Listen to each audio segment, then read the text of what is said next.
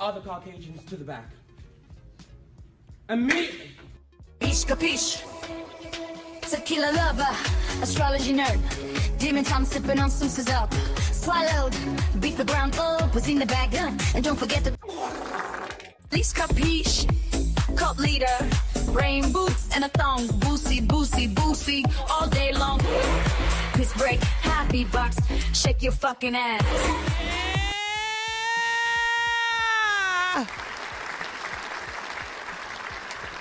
Hi, everybody. How's everybody doing tonight on this wonderful Sunday? Hope everybody's doing good. I did not go to work today. I had every intention on going, but I woke up and my stomach said, oh, boom-a-loom. Okay. I went to bed early and everything, but my stomach was fucking up. So I said, I'm not about to be sitting up here lifted and tugging and pulling and climbing and my stomach hurt. So I actually had the day off. But if I would have known I was gonna wake up with a tummy ache, I would have just streamed last night. Yeah, it was bad. I was like, yeah, I need time to recoup. Probably would have flipped inside out. Probably. You like my onesie? Thank you. I wore this onesie. When we did like an obstacle course for 5GRV 2 years ago. Surprising is like time doesn't exist. It's all a concept. It doesn't exist at all. I did 5GRV. Well, I wore this 2 years ago, but for the obstacle course. But yeah, that's what I did. Does your stomach feel better now? Yeah, it does. Nothing crazy. Listen, I was on the porcelain all day, so we're good now. Trent, thank you so much for the 50 months. G Marcelli, thank you for the 42 months. Mills, thank you for the 88 months, meaning I've been streaming technically for 88 months. Let's go. Anonymous gifter, gifting things anonymously. Thank you so much for the 5 gifted subs. I appreciate it. Thank y'all so much for the love tonight. Alicia Preach. I knew that onesie looked familiar. Yeah, y'all remember. Yeah, y'all should remember when I did the fucking obstacle course and then I went into the tube and I flipped the fuck over in the tube. Oh, good times, man. Are we showing hold tonight? We could get a little crazy if we want to. I mean, it's a Sunday. I thought we wanted to be chill tonight, but I mean, we are playing Road to Empress, so I know the game is gonna piss me off. So we could get a little crazy. Nothing too crazy though. My tummy's still. I feel like my tummy's still a little, but not enough for me not to take a shot or two. But you know. Porcelain or the timber wood house. Honestly, really, truly, I feel like shitting in an outhouse is honestly better for the environment. But that's just me though. I wouldn't do it. I wouldn't want to do it.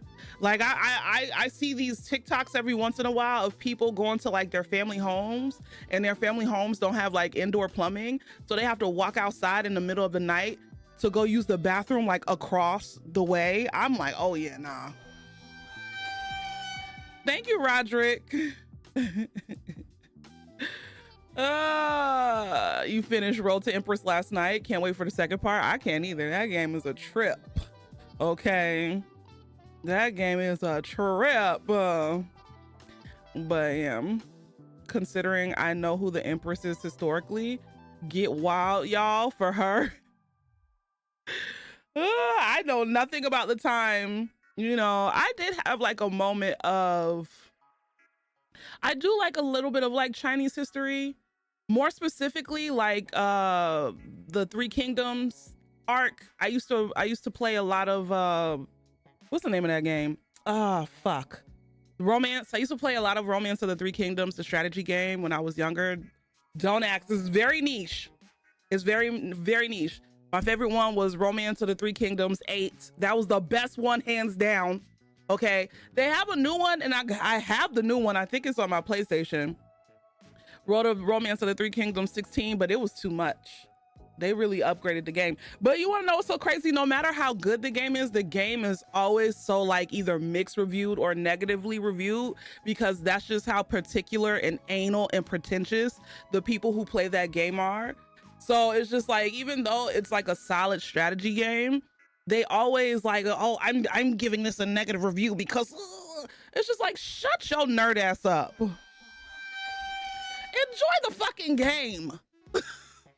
God damn. So, but honestly, really, truly, if you like strategy games and if you like, you know, East Asian history, particularly like in the Romance of the Three Kingdoms time, I suggest playing it. It's really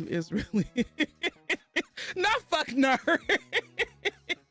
Nerds ruin everything. They really do.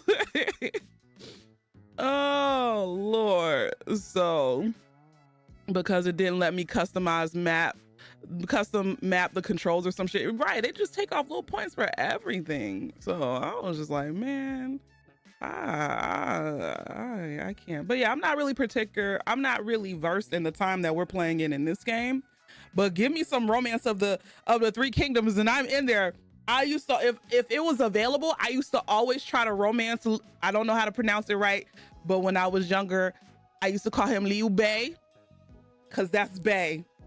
And if you know, you know. If you know, you know. That was my boo. If there was a chance to romance him, I was going to romance him because I love him. Living most of my life rural, I used a lot of outhouses. Let me tell you, in the heat of the summer, with the flies who cling onto your ass when you must take a shit, you just close your eyes and blink out. Not when you must take a shit, please. Oh God, one of your friend loves him. Oh my God. It's between him and Sun. I forget the other person's name, but he's normally in red. Cause I know they always, with the games, they always have a color scheme for the character so you won't forget them. So Liu Bei is always green. And the Sun dude, he's always red. I think it's Sun C. I don't know. I would have to look at a picture, but I think it's Sun something. So yeah. Imagine having the underside of your balls bit by a horsefly. Oh shit. You know what? I didn't think about that. You know what? Fuck outhouses. You know, technology is good most of the time. You know, W technology. Indoor plumbing for the win. We love advancements. Thank you for the follow. Welcome in. Make yourselves at home. Welcome. Oh, what's up, Oliveras? How you doing? Not you cut them off. Oh, Allie. Oh my God. Yeah, fuck outhouse. I don't even like to use porta potties. I'm the type of I am. Thank you. Is it Dark Eula? Welcome in. I'm the type of person. I'm trying to learn. We're gonna get into this conversation. I think we talked about it for a little bit. I'm trying to learn to be okay with inconvenience, because convenience costs a little too much for me right now. So I'm trying to be more at peace with being inconvenienced and going with the flow. But that being said, I am the type of person who I will pay extra money. If it's like a festival or something like that, I will pay extra money just so I could use the nice porta potties. I don't care about nothing else. I don't care about, oh, like when me and Nessa went to One Music Fest, the sole purpose for me getting a VIP ticket was for the bathrooms, because y'all know once I start drinking, I'm a pisser. I piss a lot, and I don't have it in me to do all that in a porta potty, waiting outside for a porta potty. So that was the only reason why. Now, the other stuff that came with the VIP ticket was pretty cool, you know, but I was there for the bathrooms. I was solely there for the bathroom. That's an essential purchase, pretty much. Your first apartment didn't have a dishwasher nor central air. We lived there for 5 years. We got real used to inconvenience. Listen, I need the flushable porta potties. Exactly. All sides of my family are budget hunters, but paying for a better bathroom experience, my mom will every time. It was Sunsea. I think it was. I have to see his picture. If I see his picture, I know exactly who it is. I try my best to avoid porta potties. Our leader needs proper lilac. I've been in my no AC, no dishwasher place for 10 years now. Just wear an absorbent cloth and pee a little bit through the night and let it dry up in between. Hello, Cobalt. Welcome in. What's up, Jaquise? How you doing? That's why I go piss when I get there early, so the porta potties are still clean, but you still have to piss around. Like, y'all know, once I let the pee out, the pee is gonna come out for hours. And I know that sounds crazy to say out loud, but it's the truth. Like, yeah, I need bathrooms. That is a lot of my experiences. The most fun I've had in places were places that had adequate amounts of bathroom stalls. The bathroom experience supersedes all other experiences. I will give a place a 10 out of 10. Villain Evil Queen, thank you for the 40 months. I appreciate it. Thank you so much for 40 months of love and support. Reminds me of an Abbott Elementary episode when she went camping and had a deluxe porta potty. I don't play around when it comes to, because it's like, listen, I don't play around with piss. Thank you, Atypical, for the lurk. Your mom went into a bathroom outside your cousin's and found a raccoon. Whenever we go there, one of us has to check for her first now. See, yeah, nah. No, absolutely not. I would pee on the... I'll pee on the raccoon. No, I'll probably pee on myself because I'm so scared. I'm scared of y'all. Y'all know I'm scared of animals. So there's that. So one of the best bars I've been in had a bathroom attendant. MF heard me throw my dreams and memories into a toilet and then offered me a towel after I was done. And a mint, because they always have mints. They always have mints. If you go to a fancy restaurant, are you a selfie kind of gal? If I look, yeah, I'll take a bath. You know, if I look nice, I'm gonna take a picture of my outfit in the bathroom. Hell yeah, those be the best pictures. So, but yeah, I'll give a place a 10 out of 10 just based on the bathrooms alone.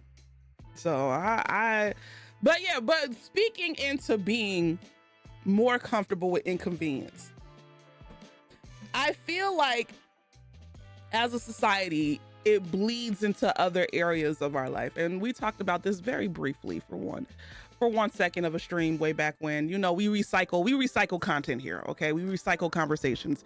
We're like those old people at a table that tell the same stories every time they get together. That's literally the gist of this whole chat.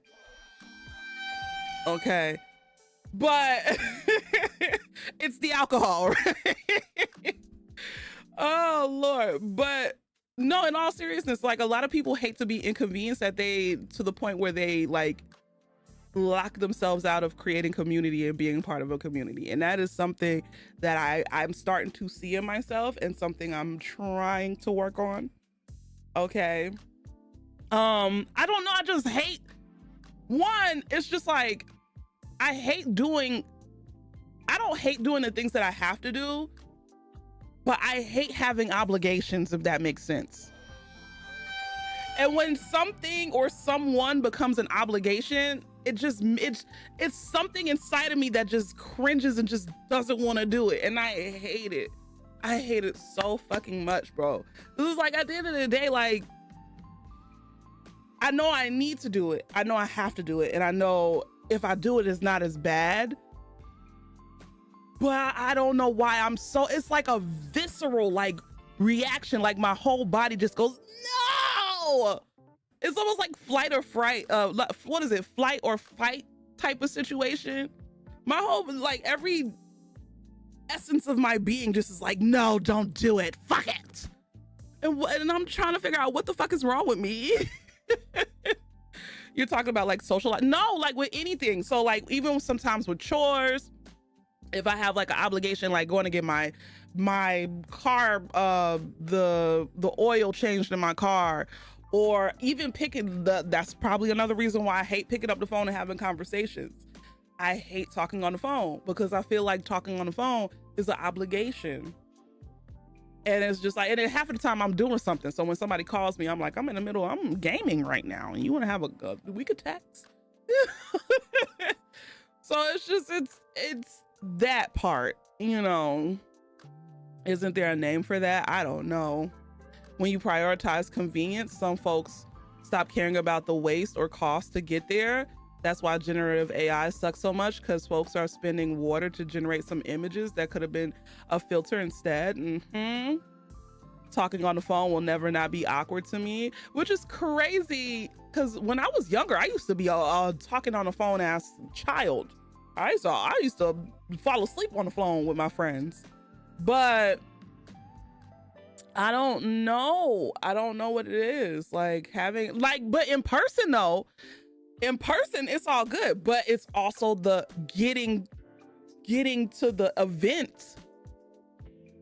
It's like, okay, I'm like, okay, I'm gonna go to this event. And then when it gets to the event, I'm like, damn, I don't want to go to this event. Why I said I was gonna go to this goddamn thing. I don't want to go.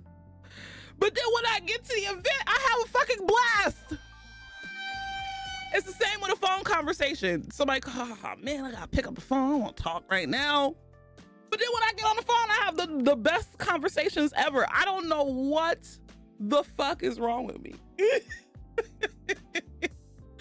When you were a kid, you talk about nothing. Now as an adult, why waste your time doing that?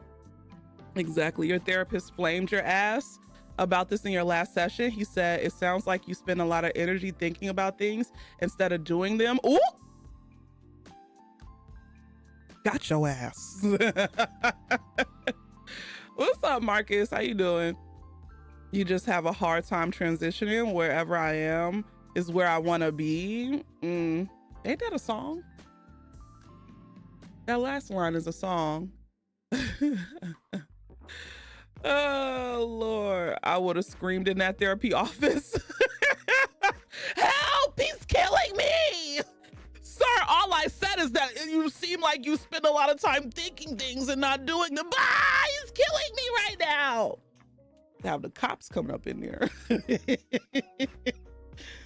Oh shit.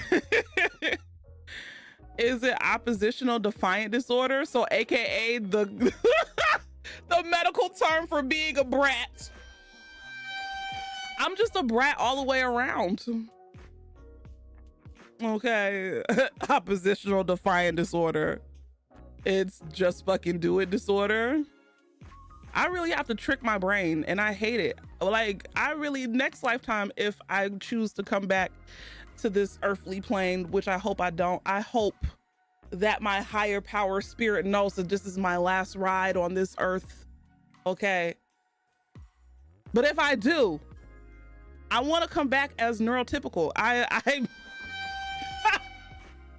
you know, being neurospicy is not that fun. I just want to get it, you know. But I also want to come back with empathy for the neurodivergent. But still, I don't want to come back with these weird ass settings. So in some way, autism task switching is like not wanting to leave a warm shower for a cold apartment, but it feels that way for every task, and sometimes it physically feels bad. Yeah, I can see that. I can see that. Yes, come on. Genesis wants to say hello. Hi guys, I hope y'all had a great Thanksgiving. And how old are you gonna be in 2 weeks? 16.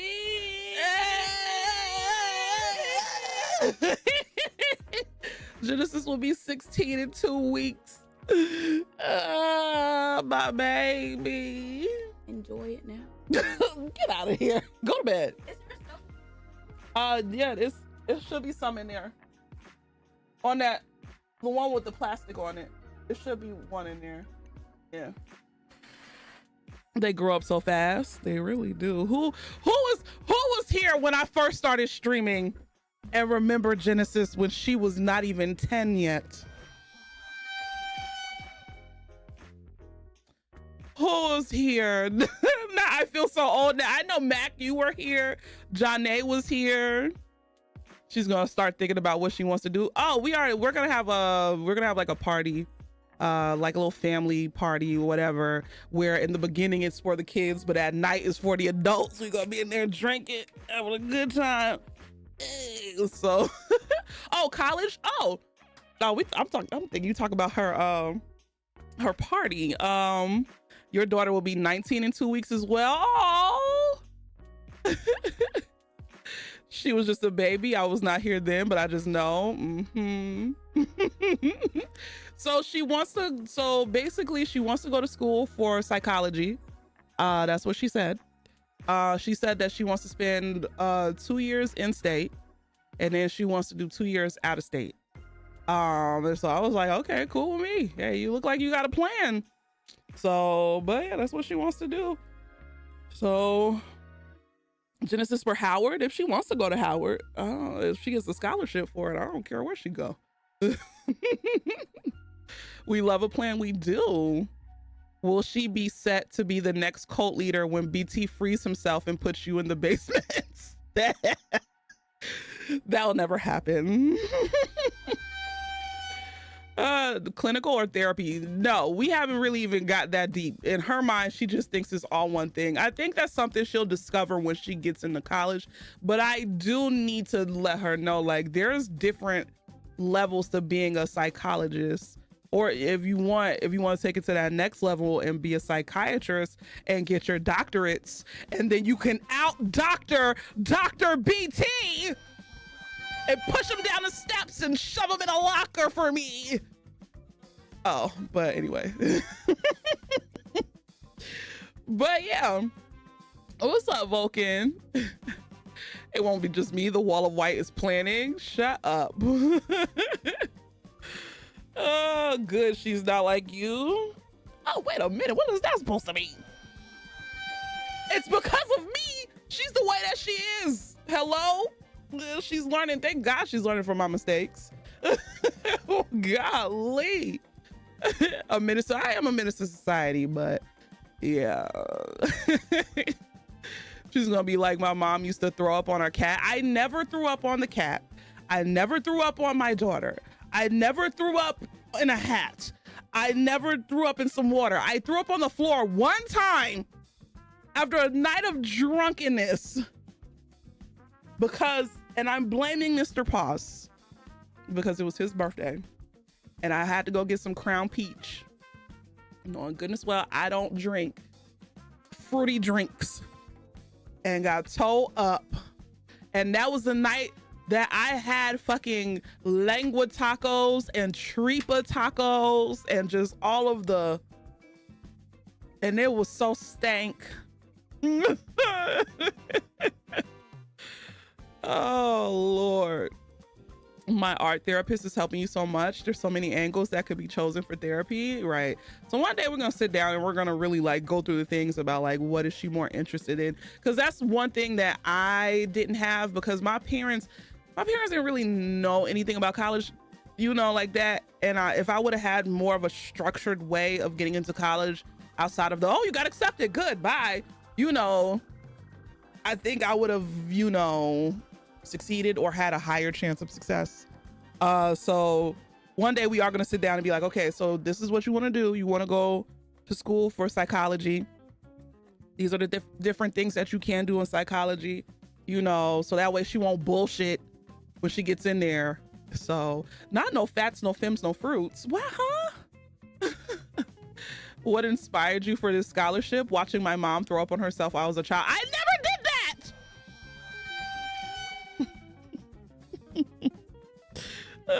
What made you choose to specialize in addiction therapy? Well, here's the story of the wilderness, the cult that my mom ran. She's gonna make a whole book and everything. Please. And then at night, while I was trying to sleep, all I would hear is, put your pussy on live, put the cat in the bag, put the pussy in the bag. Show me the Hondas. Let's take a shot. Mac is in peace.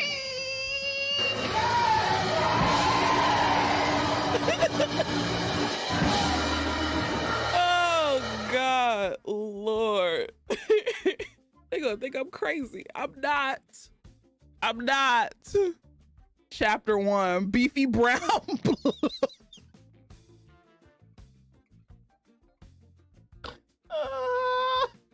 Please. Chapter 1, beefy brown blues. I cannot. My sleep paralysis demon would moan horribly. Later, I found out it was my mother on the internet.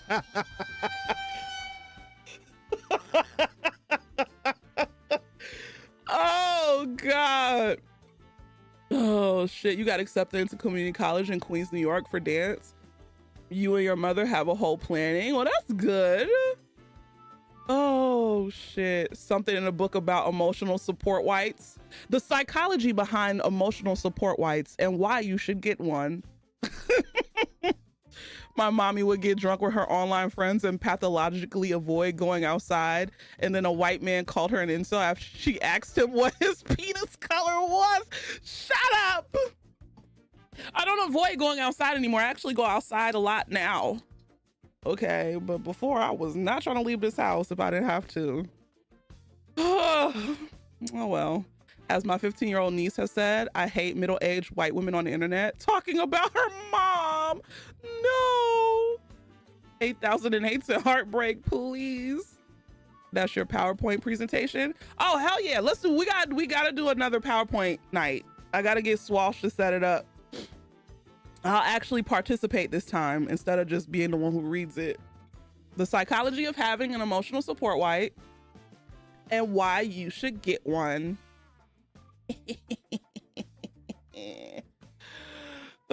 We would read Jen's book in book club. Oh God. Oh shit. Speaking of book club, yes, our book club is on the 14th of December. I don't know the book that we're reading, but I'll know it in exactly a couple of days because I'm gonna buy it and just go ahead and read it. It's only 250 pages. For me, that's a day's read because the ADHD kicks in and the hyperfixation, and it's a wrap. And thank God, and I say it all the time, Thank God to whoever made the dyslexia font. But because of you, I can read books like phew, you know, lightning speed. Cause man, listen, that's why on this goddamn game that we're about to play, I'll be locked in because I have to hurry up and read because they make sure them. What is it about this game and the subtitles are like, they go by very fast. Jesus Christ, what's up, Hubba?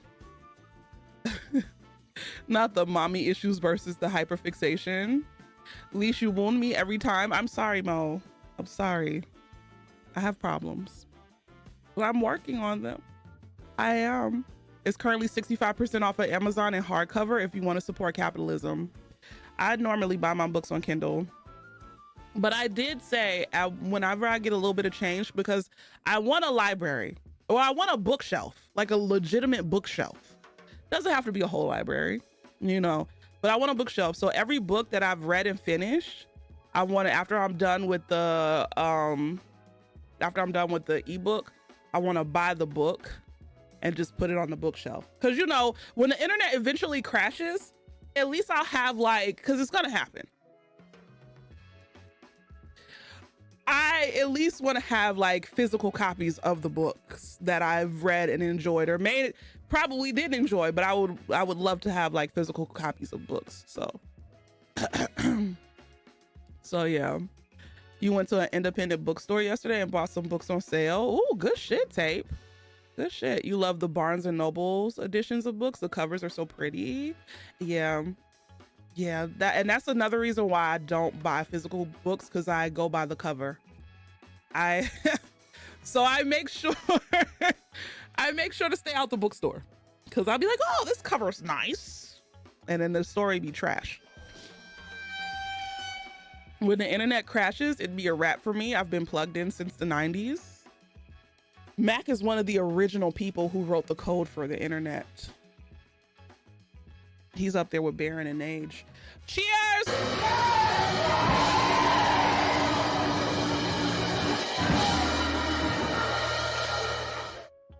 I like looking at people's book collections. It's very telling of people's personalities. And you're not far to, but I'm much younger than you two. Just so you know, much younger. Y'all were like out of high school when I was in middle school. So just saying, you ain't much. Well, I don't know how old you are, so how would I know?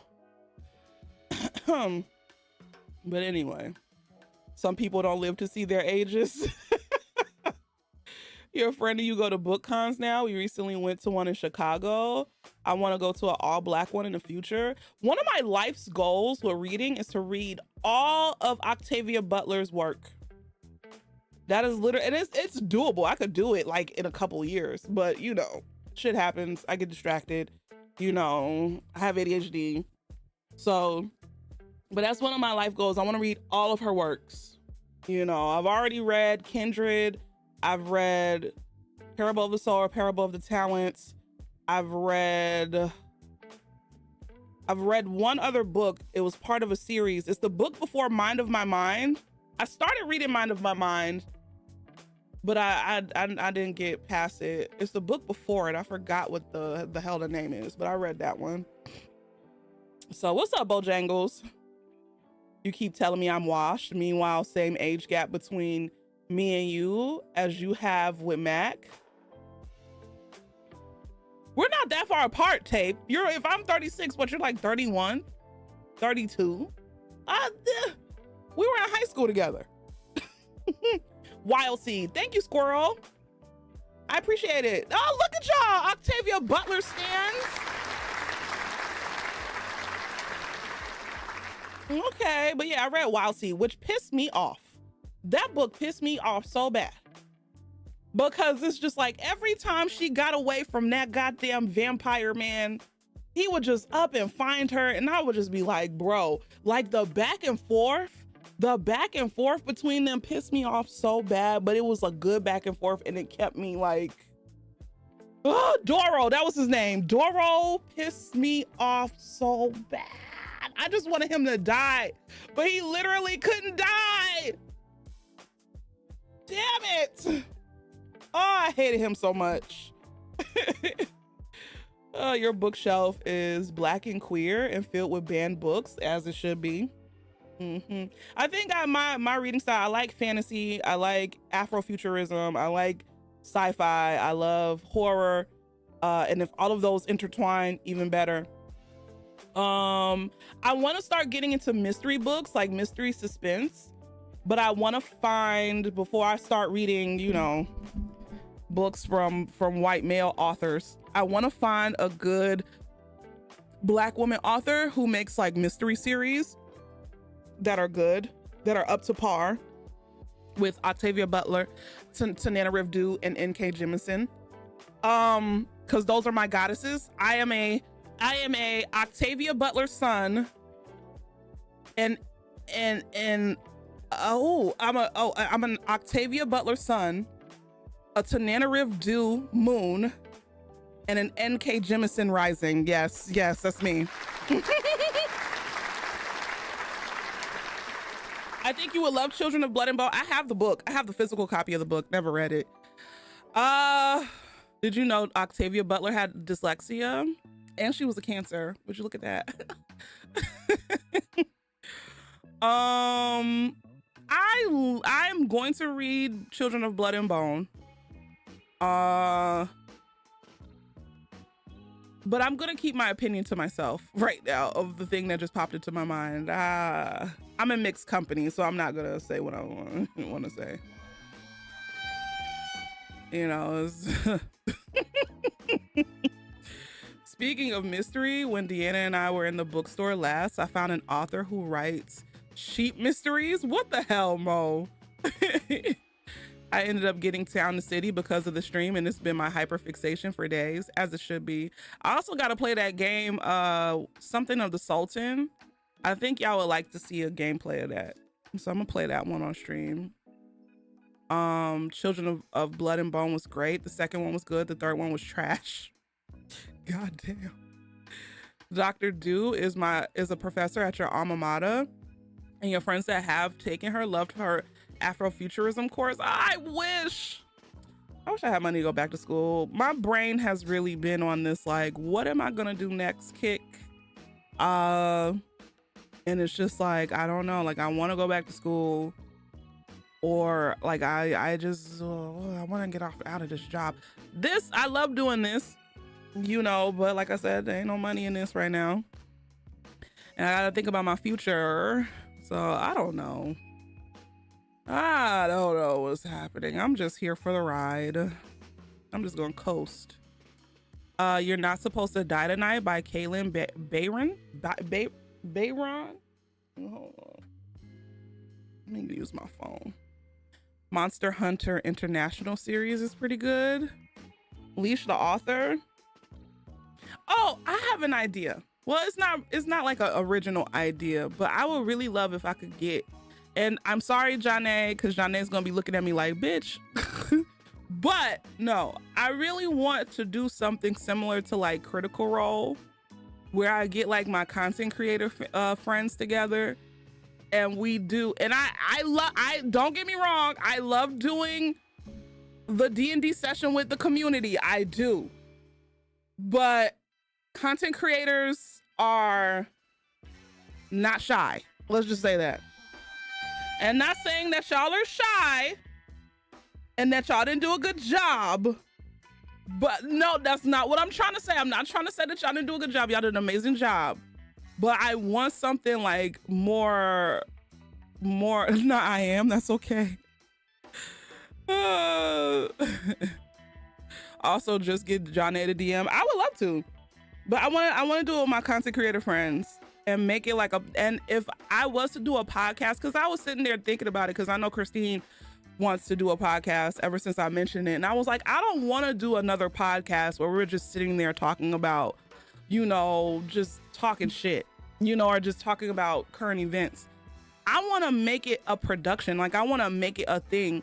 Like, so either like, you know, reading original stories and like us voice acting the lines of the story, or making our own stories and us voice acting it, or doing a D&D session and us doing that. Like, that's the type of vibe I want to go for if I was to do a podcast. So a podcast book club, something like that, but nah. I watched the first part of your live on the road to Empress and I was hooked. Oh, okay. Leash reads Reddit stories podcast, and I don't necessarily want to do that either. I don't want to read Reddit stories because those are very hit or miss.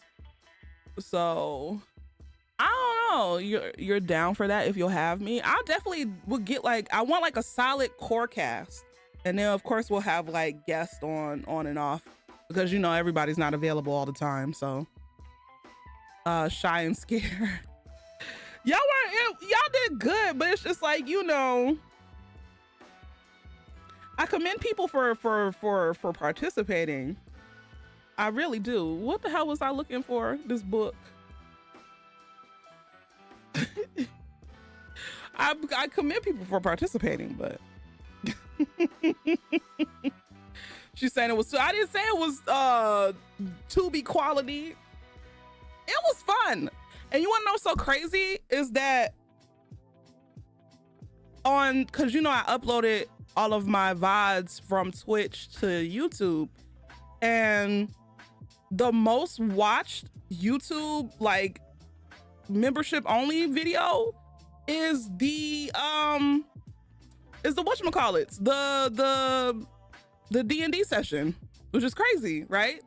So that's why I'm like, man. And if you really think about it, there's not a lot of Black people doing it. I know there are some Black D&D groups that do it. Cool. But I'm just gonna say there's not a lot of Black people with the platform that me and my content creator friends have that are doing it, and that could get like some solid backing and stuff to it. So I don't know. We'll just see. And having a Black DM finally, right outside of what's her name? The lady who, I think her name's I don't know if her name's Andrea. I don't know why I want to call her Andrea, but she's on Critical Role every once in a while. Abria, is that her name? I hope I'm saying it right. I don't know why I was like Andrea. I knew her name started with an A, but yeah, between her and then maybe there's like another dude. So if anyone's ever looking for Black horror book recommendations, the YouTube channel Sheree has an impressive collection. So many authors I never heard of. Oh, that's cool. She's amazing, but I really need more melanated BIPOC DMs. It's like the writer's room. Exactly. So I would love to make that a thing. It's just getting everybody on the same page and coordinating and stuff. And I'm already... I do have patience, but oh child. So, but yeah, I would love to do that. I feel like it'd be cool. And I feel like we could make it a thing, because it's still relatively, even though D&D has been a thing that's been happening for a very long time, in terms of it being like this, in terms of it being like a Critical Role-esque thing, is fairly new, when you really think about it. And I feel like if we were to capitalize on that, it would be kind of cool. But we'll see. You didn't play D&D for years because your only experiences were racism. That part. Maybe you could reach out to Theo Solomon for your idea. That man he booked and busy. But it would be cool to work with him though. It would be cool. Critical Role is only 10 years old. That is true. Very young when you think about it. When you truly think about it. So there's definitely room for that. And it's not, I just see it growing and growing and growing. That's not something that I see like dying down anytime soon, because one thing that never dies is nerds. Ain't that right?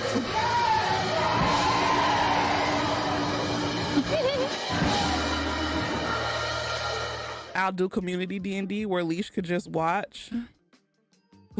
Johnny's sick of me. Johnny, I'm sorry. I wanted to do it, but shit happens. X Tails, thank you so much for the membership. I appreciate it. Not passes away there. Shut up, BT. I got Coyote and Crow digital rules, basically one of the first indigenous rule books. So if you want to look at that for possible inspo, let me know. Oh, okay.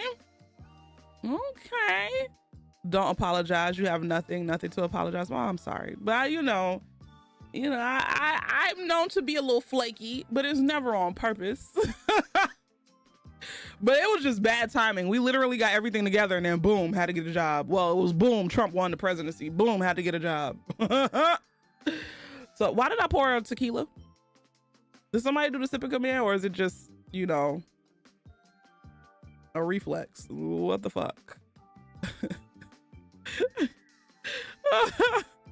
Why did I pour tequila? There's a game called Nahual about shape-shifting angel hunters in Mexico City. Oh, that sounds fire.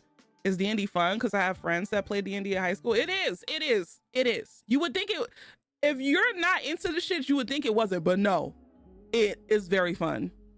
Maybe you could get Chelsea Bites to help you with the idea. She loves D&D and being a DM. I love Chelsea. I definitely should reach out to her. Definitely. Life needs to stop with this shit. It really doesn't. Not it was second nature. BT, go to hell. Not come on tequila fingers.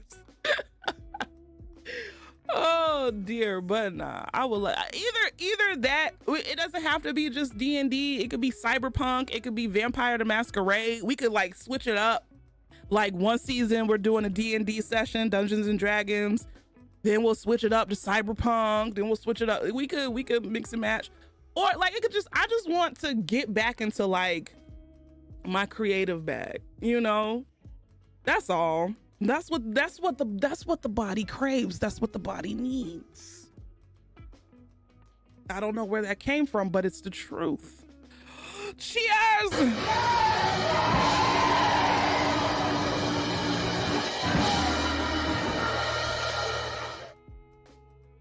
Nawal. Oh. Why didn't they just spell it like that? There's so many good D&D style one-shots made by and for actual fantasy worlds that we don't have to fight to exist in.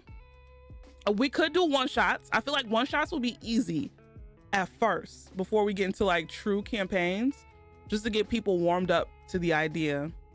So would love to see you play Vampire the Masquerade tabletop. I love Vampire the Masquerade. Role-playing games will be fun in this community. Not it puts the lotion on the skin.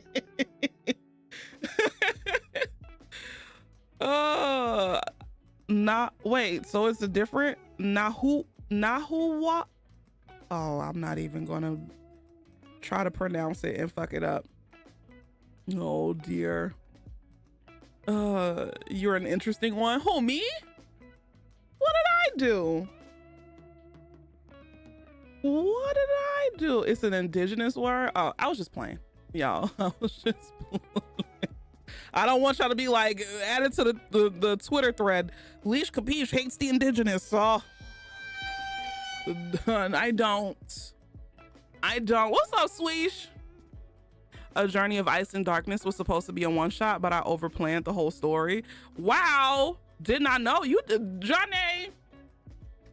For all of the craziness that you put me through for the amount of time that you've been in this community, I can't take away the fact that you're an amazing DM, and the way that story unfolded was fun, exciting. You kept us on our toes. You were gracious. You were flexible. You worked with us or whatever. You were an amazing DM. So that's why I'm mad we weren't able to do our second one, but who knows? Hopefully shit gets back on track so that way we could do another one. She just hates Haitians and Mexicans. I don't. Leash Capiche says, speak American when you're in America. Well, Nahuatl is the language of the indigenous people of Mexico, so it makes sense. I don't hate Mexicans. Americans? Where is this coming from? I cannot stand you all. Okay. The L is silent. I didn't know how. Oh, so it's not Nahuwalt. It's Nahuwal. Wait, you said the L is silent. So Nahuwat. You know what? I tried. I could try a little harder, but I tried my hardest at the moment. Oh, Lord. What's up, Mr. Paws? Mr. Paws, don't come in here giving me the look. Don't make us call our star witness. Didn't you ask Mr. Paws if he played? No. Okay, I did not ask Mr. Paws. Did he play trumpet? So this was just me not even in thinking, because, okay, for anybody who knew coming in here, that is not what happened. I was basically assigning people an instrument, like, because I was like, oh, such and such, you seem like you'd play this. Such and such, you seem like you play this. I think I was like, oh, Cobalt, you seem like you play the clarinet. Or I probably said that for Photon. And I was like, Cobalt, I don't know what I gave Cobalt. And then Mr. Paws was like, oh, so what do I play? I was like, oh, Mr. Paws, I could see you playing the trumpet, right? But, and we went throughout the night. Mind you, nobody said anything. We went throughout the night, right? And I'm thinking it was innocent, right? But I wasn't thinking. I was just assigning people instruments. So maybe a week later, right? What's up, Big Mix? Maybe a week later, Paws was like, yeah, and that's why you said I played the trumpet, because I'm a Mexican. I said, oh, shit. Because it didn't occur to me, like, oh, damn. It was 1 or 2 comments in the chat. I wasn't looking at the damn chat. Oh, man, but it didn't occur to me. I was like, oh, fuck. I was like, oh, Mr. Paws, my bad.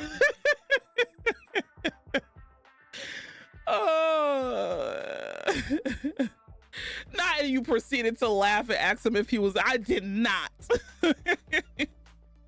She's telling a long-winded story, just like she tells the story about my Nana. Oh, Swalsh, don't get me started, because we've been going through this for years now, and we forgave each other. Okay. One thing about Leash is her hate is weakly inconsistent.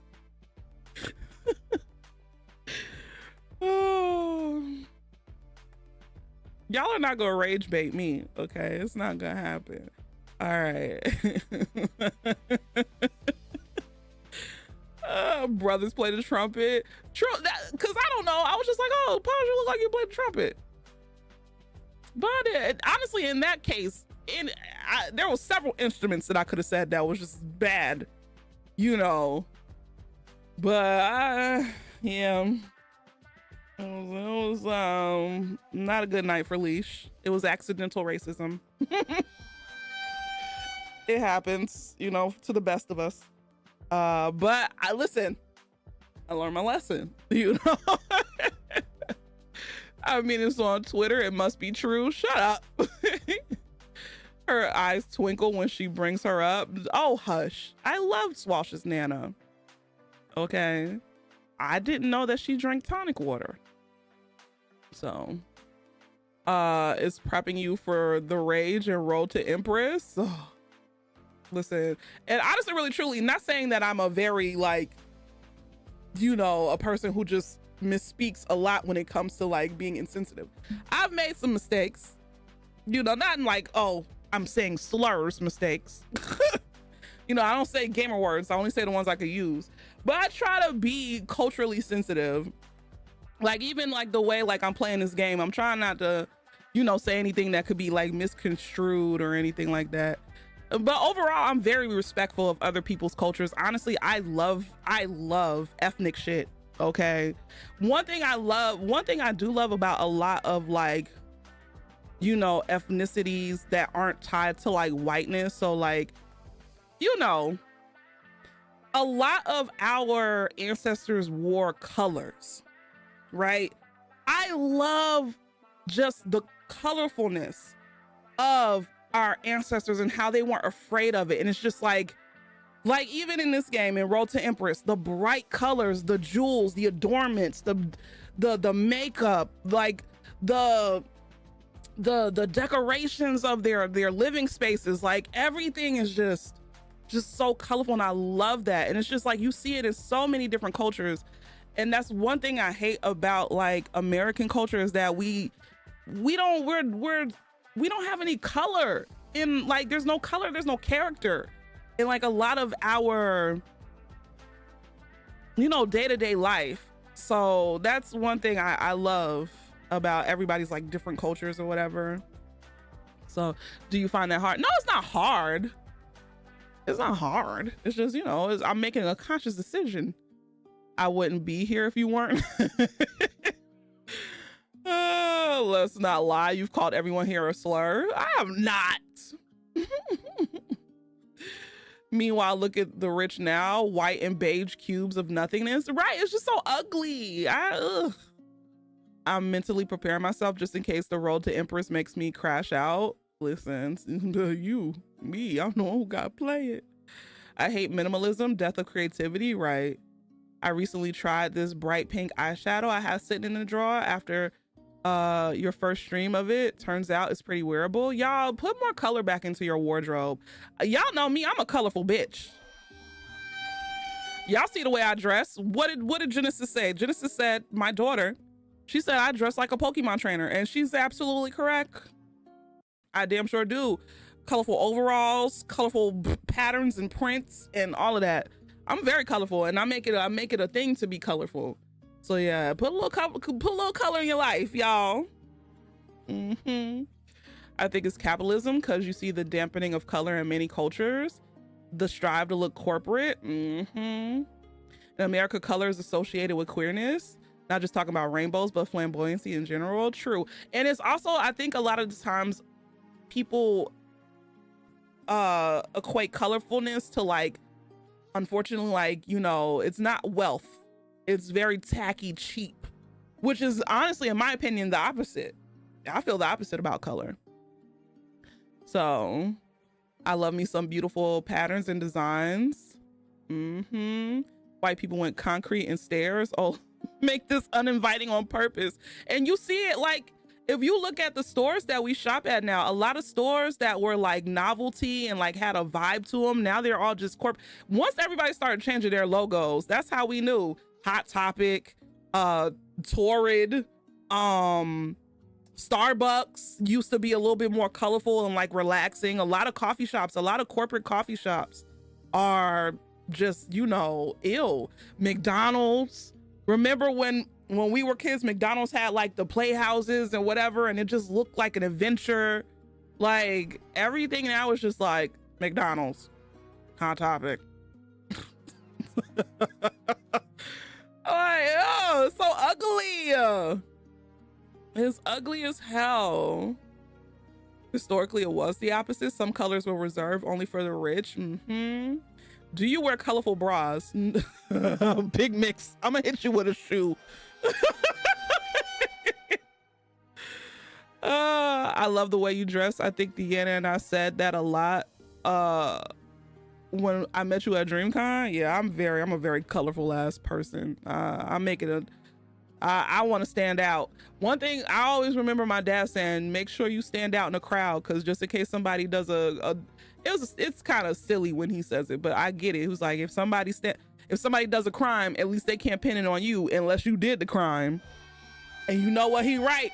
Cause listen, you can't say, oh, this bitch in this jumper with some sunflowers on it did it. Cause it wasn't me. But if somebody says, oh, he was wearing a white t-shirt and blue jeans, you done named about goddamn a handful of people. So, they said play. Those kids need to eat their Happy Meals and go back to the mine. Oh no. Big Mix is asking the important questions. I wear colorful bras every once in a while, but most of the time they're either brown or black. Because what am I wearing colorful bras for? they're blaming it on millennials, even though we're the ones that they blame for not going to restaurants or buying houses. This has nothing to do with millennials. And honestly, really, truly, I feel like most millennials love, well, no, millennials are minimalist, but that's because we grew up with hoarders. It wasn't even maximalism. We just grew up with hoarders. I'm not a minimalist though. I want to be a maximalist. I want my space to have all of the things, and I want the things to have a space and with other things. So just saying, what's up, anxiety? How you doing? I love the accessories in Hot Topic. One thing for sure is that I'll have some stunning accessories. Hot Topic used to be, woo, I used to be scared to go in that store. But it was cool though. For you refuse to be like my mom with that hoarding mess. For the longest time, if you had bigger tatas, you couldn't get colorful bras. Yep, that is true. So I just get the basic colors. So the M in millennial stands for minimalism. It does. I really wish we could get back into, I feel like a lot of millennials are getting back into their whimsy, you know, the older that we're getting. But yeah, I'm not a minimalist. I refuse. You know, when you get an alert to be on the lookout and they describe the person with the most basic things: white, tan man, or light-skinned black man, 5'8", 6 feet tall, light color shirt, dark pants. Like, yeah, that's everybody, like 100 people in a 5-mile radius. Very vague. Your parents were minimalist because their parents were hoarding. But I understand why baby boomers and the silent generation were hoarders, especially the silent generation, because yeah, they couldn't afford to get rid of shit. So it made sense. And it's honestly the same with boomers. You know, even though people are like, well, boomers, they were the generation that, you know, honestly prospered. Yeah, but like when in their younger years, it wasn't like that really. Or if you had a boomer parent who wasn't white in a middle-class neighborhood. So you can get a colorful string bikini. I am going he longs for the strings. He yearns for the strings. He yearns for the strings. My parents have all these kitchen gadgets that they don't use in a box in the basement. I went and found something I could use, asked my parents if I could take it, got lectured because they wanted to keep it in the basement. Oh no. See, my parents give me stuff. So my parents give me shit. I'll be like, I'll just be like, I'm taking it. Because they know they don't use it. So they can't be like, oh, well, nope, I'm taking it. That's how I got my air fryer. Wait, what is this? Swish capiche. Oh wait, yes. Okay, so I reposted this. I didn't, you know, I just be reposting stuff. I be forgetting people could see my reposts. So hold on, I'm gonna show it to y'all, but I want the sound to go off. Is this? I'll just turn it down. All right. So it says proof that people look better. Everybody looks better in cultural attire. Hold on. Oh my God. Pause and go back. There we go.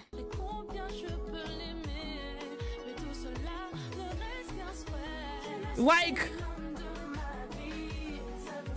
and this is why they say black people, whenever people be like African Americans, black Americans don't have culture, I'll be like, shut your ass up. Cause ain't no way. But yes, everybody looks better in their cultural attire. Yeah.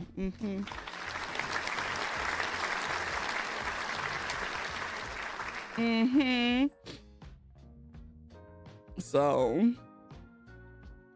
let me get my hands on some cultural clothing. They're gonna hate me. Listen, you follow this person, I love their content. Same.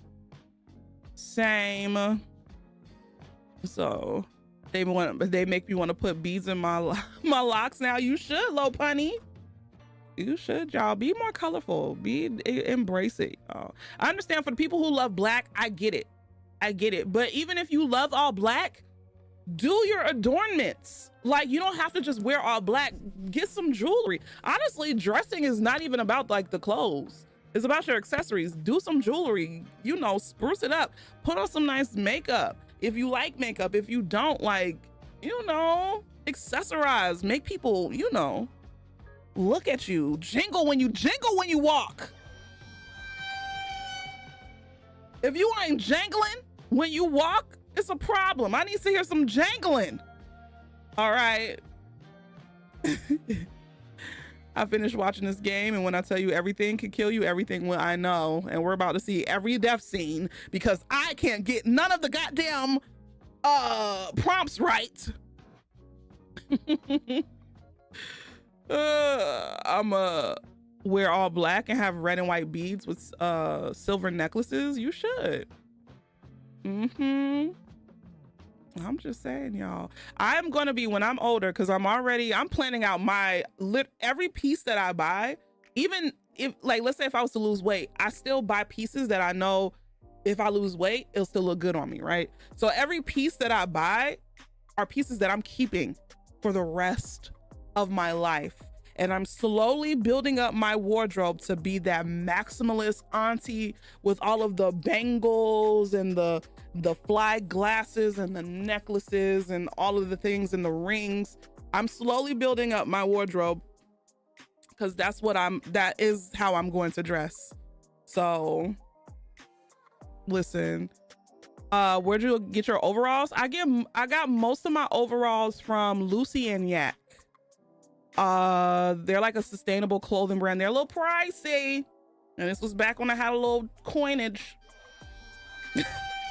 I bought a lot of my overalls back when I had some money. But when I tell y'all it's good quality clothes, like they haven't shrunk on me, nothing. They don't bleed in the wash, you know. So Lucy and Yak, and especially if you're like plus size or whatever, some of the best clothes you could buy. So I want to lose like 100 pounds, so dressing is easier because I'm tired of tan brown and listen, I want to lose 100 pounds so that way clothes will be cheaper.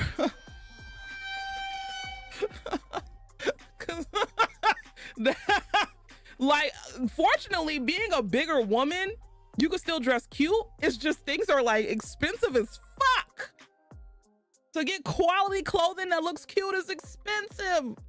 Jesus Christ. I want to dress to impress. We gotta run back Dress to Impress one good time. Hell yeah. You got that right. Listen, I know I've been in a small body, and this is probably the biggest I've been. When I was in a small body, I was able to go to the store. Like, if I had an event, I was able to go to the store the day up, find an outfit, and then go out and party. There's none of that now. I need a good 2 to 3 weeks to prepare my outfit. Oh boy, like fatten a dude. They only want you to dress in Carhartt. Hell yeah. That's part of the reason why that I've given up on coordinated outfits. No, don't ever give up though. No, y'all, because you're in a bigger body, you should never give up on looking the flyest that you fucking can. Don't never give up on that shit. All right. I know it's harder, but it's not impossible to you know, dress the way that you want in a bigger body. And honestly, really, truly, if you really feel like it's a little overwhelming, shop essentials. So get like essential, like base clothes, and then like, you know, focus on the accessories. And then that's how you could kind of like pull it all together. But never give up. If you're gonna be a fatty, be a fly fatty. Cause I'm a fly fatty, and I refuse to be anything other than that. Okay, that was part of. I'm like, okay, leash. All right. I'm like, if you're gonna be chunky, girl, we not gonna look like anything. We're not gonna be looking like anything. We're gonna be fly. Okay, so It's possible. It's just a little harder. So there's a trend on TikTok now of folks with bigger bodies sharing their styles. It's dope. Some of these people are not fashionable, but they're just skinny.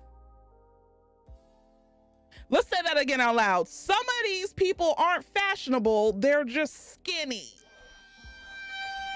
Which is the, oh, was it clock it? Clock it. Because I be looking at some of the stuff. I'm like, girl, you just got on leggings, a crop top with some waist beads, and some nice sneakers. The sneakers look nice, but you're not the pinnacle of fashion now. Oh shit, you're not the pinnacle of fashion. So, and we're back to hyper skinny culture again. Fascism is like a boring old clock. Listen, I still feel like it's not as bad. I will say I feel like it's not as bad as early 2000s. Or it's not as bad as early 2000s culture when it comes to weight. Only because that we made so many strides in like the 2010s of loving your body and owning your body that it doesn't feel as, you know, hopeless and demeaning. Because I grew up a fat child. I got skinny when I was like in my like late teens, well, all the way up until I was 30. Then I got fat again. But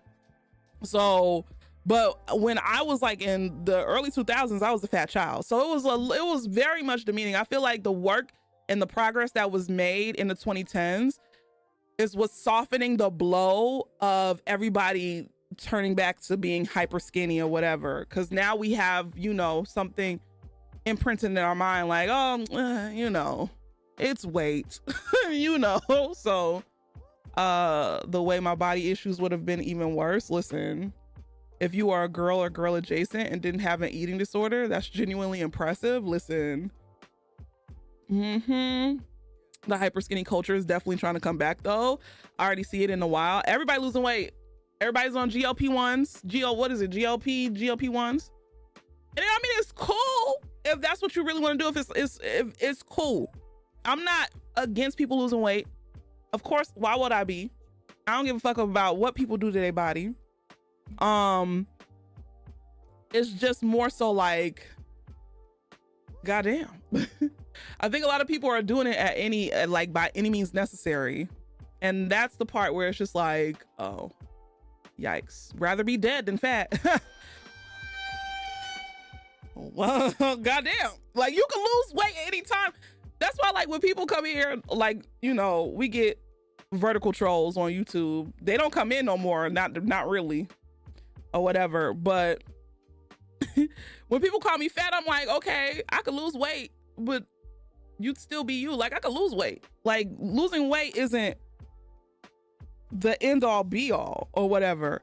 So it's just like, it's the people who do it by any means necessary, and then they say it's for health, but it's just like, we know it's not for health. Like, just say what it really is. Like, I appreciate people who be like, well, I just didn't like being fat. I just wanted to lose weight, and it is what it is. Without bashing fat people though. Because, you know, you get the fat people who were fat that lose weight and be like, you fat bitches will burn in hell. And it's just like, come on. What did I do? I'm just minding my business. So, yeah. Watching Wicked 2 Part 2 made me physically uncomfortable because I could see most of the cast's bones, which is crazy. Skinny culture gotta be a recession indicator because they want people to be okay with the rise in food costs. That doesn't sound far off. That doesn't sound far off. I lose weight because I want, but I love being fat. Exactly. The only reason why I'm like, now in my life, I'm like, I gotta lose some weight because it's like I'm feeling myself getting a little do, and I'm like, if I'm gonna be in a bigger body, I'm gonna have to be able to be limber. So so I know I'm gonna have to lose like some pounds, but other than that, even when I'm smaller, I don't look small though. I look still bigger. I always look bigger. So I want to lose some weight, not be skinny. I will look like Slender Man. Not Slender Man. Former fat people taste humanity for the first time and then become demons. And as a person who was in a smaller body, now I'm in a bigger body, all that stuff about like when fat people get skinny and people start seeing them is so very true. I became very invisible when I gained weight, which honestly I like. I'm not even gonna lie. I like being a little invisible in public. I ain't even gonna hold you. I like being able to do whatever it is the fuck I gotta do and whatever, not be bothered. But yes, when I first lost weight when I was younger, you know, getting propositioned and like looked at and seen and all, like that shit is real. Like, but when you're bigger, you might as well just be invisible. Might as well be a ghost. So do not perceive me, right? I saw a post that was so good that you should be wearing the clothes and not the other way around. The clothes should accentuate you and not your body accentuate the clothes. You shouldn't need a six-pack to wear nice outfits. Exactly. I love being invisible. I can learn a lot more. It is nice to not be accosted at the gas station. Listen! Amen, lady. Oh, that used to, if you are from Atlanta, you know the horror that is like, you can feel it come up your spine. Hey, man, lady. Oh no. It's like a horror movie. You hear goddamn in the background. And then you hope and pray that it's not you, but it's you. And then be like, then you just be like, no. Well, I didn't want your ass anyway. Shut the fuck up. You did, and it's fine. Live with it. Every state has their own version. Listen, in Atlanta's amen, lady. If you hear amen, lady, it's a wrap, bro. It's a wrap. Just know you about to get cussed out because it's never from somebody who you want to accost you. Right, can I talk to you right quick? And it's probably even worse now because listen, it was bad back then. At least they just cuss your ass out, but now they be trying to put hands on people for telling them no. Ooh, shit, if I had doubts, you definitely just squelched them. Too many of my friends have told me they struggle with understanding my gender because it's hard to trust that men could have respect. Yeah. Yeah. Why was the male loneliness epidemic? Why are men? Because you know why. And as you know, I have faith. I don't. I was just about to lie. Until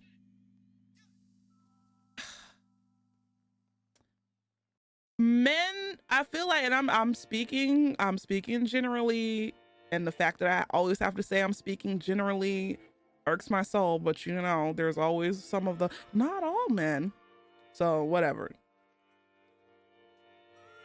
Men more so now than ever have to prove their worth when it comes to being in relationships, because the reason why there were so many men back in the day who had relationships and all of the things is because women literally didn't have rights. And a lot of time, well, women couldn't work. Our ancestors, if you're black or any other ancestor that wasn't white or rich, our grandmothers had to work. But you want to know what our grandmothers couldn't also do? They couldn't vote. They couldn't get a credit card. They couldn't get a house in their name. They couldn't get a lot of shit in their name. So they needed a man, unless they were married and unless they were married and divorced or married and widowed. That was the only time that was allowed. And I don't even think divorce counted, but it was like widow. So yeah. So it's like now that men see that, oh, I can't just be a provider. I actually have to be a human fucking being. And I have to care about other people's emotions besides my ability to provide. It's just like, oh, why is there so much pushback? Just be a good fucking human being and treat your partner with respect and kindness and reciprocate the energy that you're receiving, and then everything will be fine. But no, there's too much. It's too much. Trying to date a man nowadays as a woman is like trying to cross a minefield with a blindfold and size 20 clown shoes on. And that's exactly why I am just chilling, because there's no way, bro. There is no way. I said it before, until men become better people, emotionally intelligent, I'm sorry, they will continue to be lonely. They are now forced to progress. Women have rights, gives us protection, and provides for ourselves. Exactly. And women were essentially taught to rely on other community. Like, as long as women have always been taught to rely on the community around them, not so much of their spouses. If you really think about it, back in the day, like, yeah, the spouse, like the husband used to come and like bring money or whatever. But a lot of the times when asking for help, the women used to like pull from community. So we've always had that, you know, about us or whatever. Like, we had to pull from community. When my grandma went to jail for attempted murder, shut up, I know. I know. But when she did, she had to call one of her best friends to come and watch the household while she was gone in jail. I know. But she had to call her friend to watch the household. Why? Because my granddad had to work. He worked like 2-3 jobs. So, not a legend. Yeah, it was something. And that's all it runs in the family. I ain't going to jail for attempted murder. Hell no. That's why these men are always red pillars, because they know that women's rights means women will choose to be with men, and these MFers want to make it easier for them to be in relationships, which is crazy. Turned around so fast, but hell yeah. If you don't mind story time, to make a long story short, somebody tried to kill one of my uncles, and so my grandma took the law into her own hands. That is to make the long story short. It was attempted, you know, but still, not now. I want to know more. Oh my goodness gracious. Sounds like she sound like she would have been friends with my grandma. Listen. Street justice. Your grandma did something similar, didn't go to jail though. Yeah, my grandma, they got her. It was cool though. And my dad was like, she was gone for a long time too. Not a long time, but like long enough to be like, damn, when mama coming home? Oh shit. So Minnesota repealed an exception in 2019 that prior to that made it legal for men to ignore a woman's consent if they were married. Ooh! Ain't no way. Like, a house and bank account ain't cutting it. We got that ourselves. You got to be smart and emotionally available and emotionally vulnerable. Exactly. But I mean, eventually I feel like majority of men will get it. It's the win. You know, it's not gonna happen anytime soon. I don't even think it's gonna happen in my lifetime. But no, you know what? Let me shut up, because I ain't even gonna lie, and I ain't even gonna hold you. I have seen, you know, a lot of men become more vulnerable and opening up to like the idea of therapy and opening up to their emotions. I have seen some. So I've seen the progress. So hopefully in my lifetime it happens. Let's just say that. I'm gonna stop being a pessimist You know. All right, one more shot, then we'll get into this game. People gaslight me about women not being oppressed. Men need to stop making podcasts and start turning all of that vision towards their own insecurity.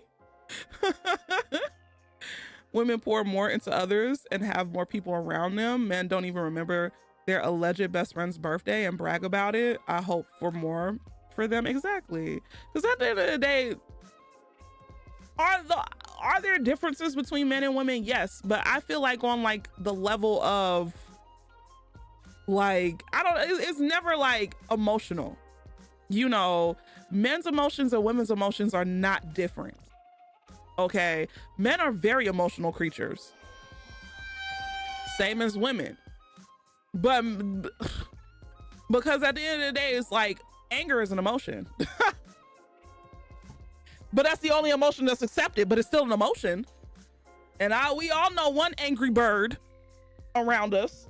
So it's all social. It is all social. So I'm just saying, I think our kids' generation will be the major turning point. I hope so. I really do. Men love to bitch about their problems so much. Oh, Cedar Bowl. I hope I said your name right. Thank you for the 2 months. I appreciate it. Thank you. 2 months of love and support. Men love to bitch and complain about their problems so much. Like, bro, that's your problem. Do something about it. McBoohoo, I'm lonely. Like, bro, if you're getting stood up by like 20 people, maybe you're the problem. It's time to evaluate some things. You know, it's time to do an assessment of yourself and see where you can improve. Two-spirit also means I'm gonna get too tired because men's emotional health is systemically a steaming pile of flies and feces. Yes. Yes, it is. But just be better at the end of the day. All we can do is hold ourselves accountable and try to do and be better. You know, we all make mistakes. Nobody's perfect, but as long as you're always striving to be better than you were yesterday and be a more empathetic, loving, caring, kind person, you know, it is what it is. The shit will work out eventually. Time to look inside yourself. Yeah. You caught yourself. No, I didn't say N-word because I saw what happened to Swab. Be like, what did you call me? Leash, you need to look inward, huh? What did you just say? You just call me the N-word? What? Hello? Oh shit. Why? Wait. Let's take a shot. Let's do the sipping command. As usual, the bridge called My Back should be required reading for men of color because we're on break right now. The queer and women are on break from carrying the resistance. You right about that. It's time for men to do the work. Emotionally, you gotta do the work. Cheers.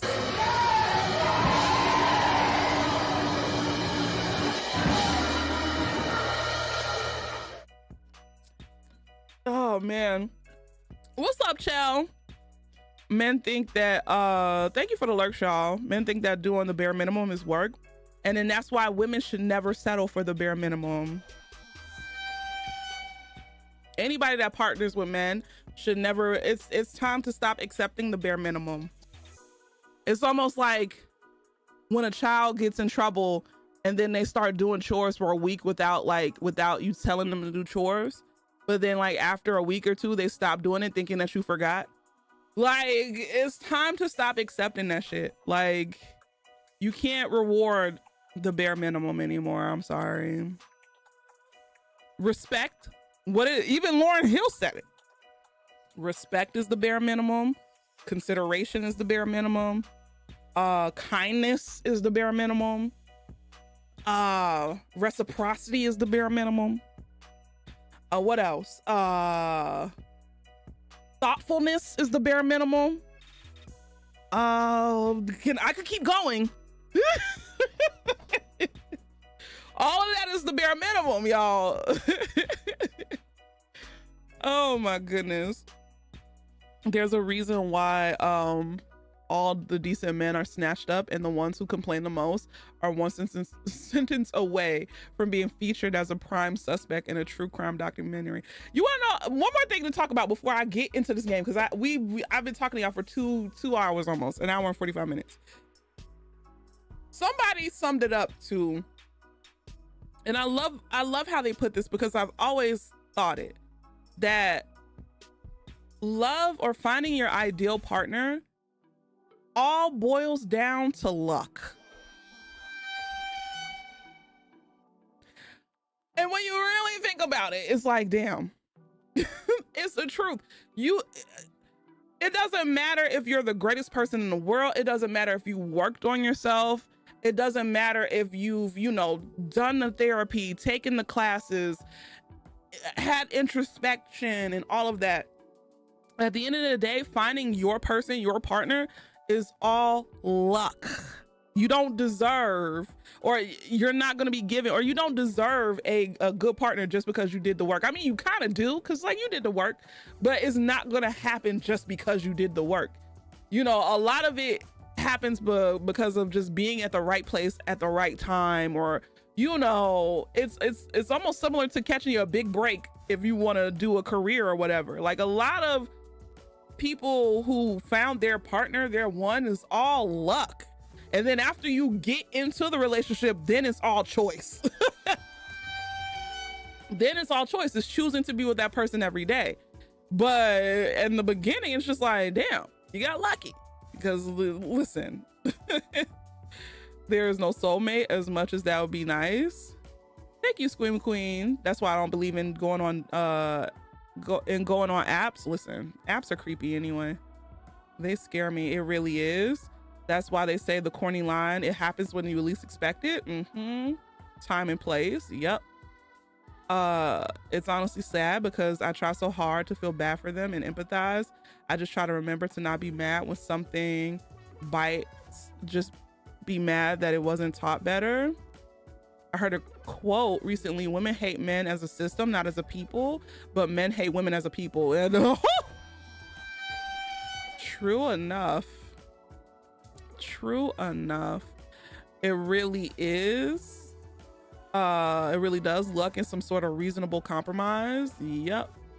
And your soulmate won't always be your romantic partner. Exactly that. So your soulmate will be a Popeye's cook. Oh dear. Swalsh, please. You've been in a long distance relationship for 3 years, going on 4, because of a Twitter post. Listen, if it works for you, it works. But it's all luck though. It really is. You don't deserve a partner because you did the work, but you do deserve respect and self-love because you went through the work. Exactly. Thank you. Apps are made to keep you on them. They want to make money, so they need those dates to fail, right? If you want to catch a good man, make him dust. If he picks up the things and dust out under them, that's how you know. Honestly, really, truly.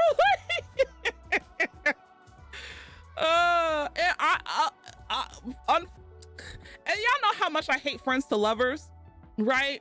And I'm saying that this is gonna happen all the time, because it does. Not necessarily friends to lovers, but a lot of times if you want to find a partner, and I know a lot of y'all gonna hate this when I say it, you have to have hobbies. And some hobbies, if you want to find a partner in your neck of the woods, you're gonna have to find a hobby that's not in the house. Sorry, nerds. You have to go outside. Gasp. You gotta go outside, nerds. Ah!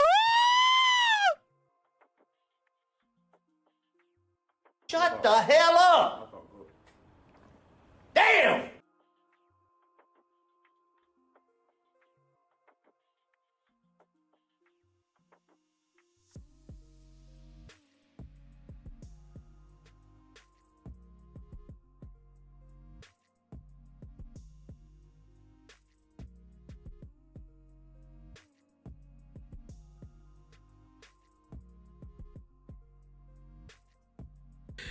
Oh Oh God, JoJo Numbers, thank you for the 41 months. Thank y'all for the love tonight. But it's the truth though.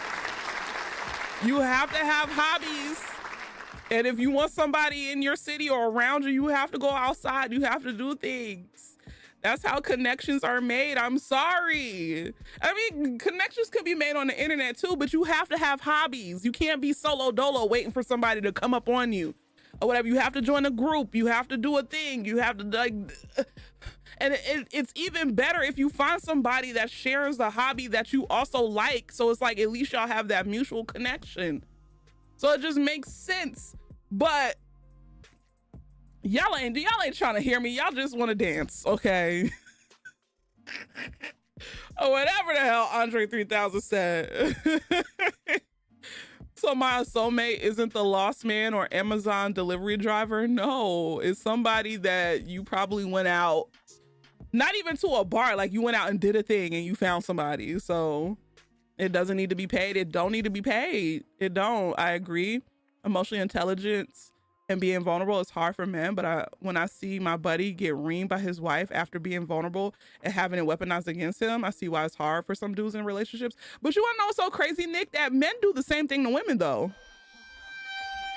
Why you doing all that crying? Oh, why you nagging? Oh, why you complaining? Oh, men flip that shit on women all the time. All the time. I remember my ex-husband called me insecure because I felt away because he was cheating. You're cheating. I'm not insecure. You're a cheater. Hello? They're quick to be like, oh, why you cry? Oh, yeah, here you go. Here you go. Like, I feel like it's on both ends. You know, it's on both ends. Both sides do it. But men do that shit all the time. What's up, Val? Very much a two-way street. The library has a bunch of groups for free hobbies. You know what I was gonna get into? What is it? Toastmasters? I was looking into getting into Toastmasters because y'all know I've always said that I want to become a better orator. I want to give better oral. I'm just kidding, but I want to become a better orator. So I've been looking into doing things, and I remember something popped up with Toastmasters, and I was like, oh, I could do that. So it's that, yeah, there's still Toastmasters. It's still a thing. Oh Lord, it's on both ends, but the both sides of the aisle argument only ever gets brought up when people talk about women's rights. True, like I get it though. Like there's some shitty women. Don't get it twisted. I know. But the concept of manhood and the patriarchy overall is just toxic, you know. So he was looking into Toastmasters too. Yeah, they have like a couple of groups in my area. Keep playing. I want to move to the city and join a sports club. Just watch me do it. Honestly, if you love sports, you don't have to do like, you don't have to play. You could do flag football. You could do kickball. Kickball is actually really, really, really popping. All right, you could do kickball. You could do, you could go to the gym, play basketball or some shit. Like, there's always something to do. If you need a hobby and you want to find people and connect and mix and mingle, do that, y'all. Orzu, thank you for the 30 months. I appreciate it. Your sister-in-law came down for Thanksgiving and she's been teaching your sister you to crochet, and then you could go to like a nice little crochet class with other people. They have crochet clubs. There's always a club. They're not, I will say, there's not as many clubs, in-person clubs, as they used to be pre-pandemic, but there's still some out there though. There's still some out there. So you join the cigar club. See, look, and that's where all, if I like cigars, I'd be at, oh boy, because that's where all the nickels is. You want you a, ooh.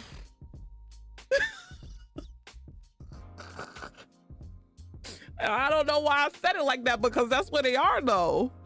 But that's what they are. You want you an old silver fox? You better go you to some goddamn cigar club. Oh boy.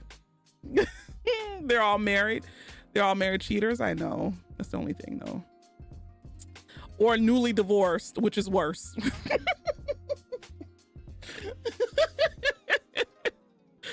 Or newly divorced. Or poly. But we don't think the wife be knowing though. Let me pretend to smoke so I can find a leather daddy, please. Oh shit, you met your girlfriend at a drag show? Yeah, y'all, sometimes y'all gotta go out and do the things. There are also online spaces for the people who have agoraphobia. But there are also online spaces though. But yeah, like you gotta, I'm sorry to say it out loud, nerds, but in order to find a significant other, a partner, you have to socialize. You have to talk to people. Ah! Oh my God. Gasp.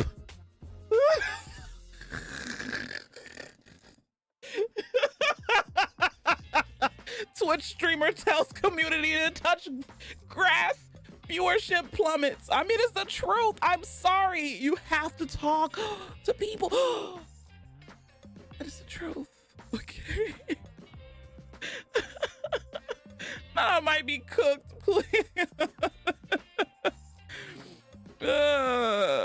Lord. And you gotta ask people out. You could, if you do choose to do, because I know people do have agoraphobia. Some people don't want to go outside, and that's fine.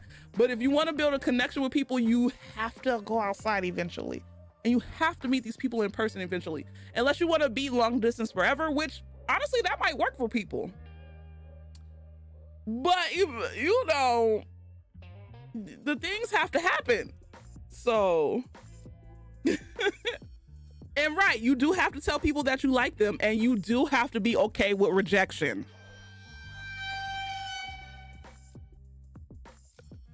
You do have to be okay with rejection. I know.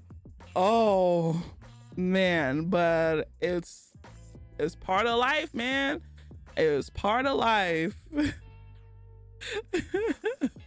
I crumble at rejection. I know, but you have to do it. Y'all are okay getting rejected from a job. Y'all are okay getting rejected from an opportunity, or maybe some of y'all aren't, and that's a problem if you not.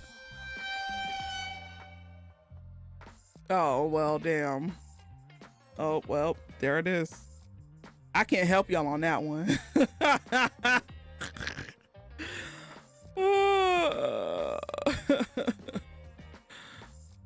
Not, or they could come over to your place and you smooch. Crow Batty, I don't want to hear about you smooching.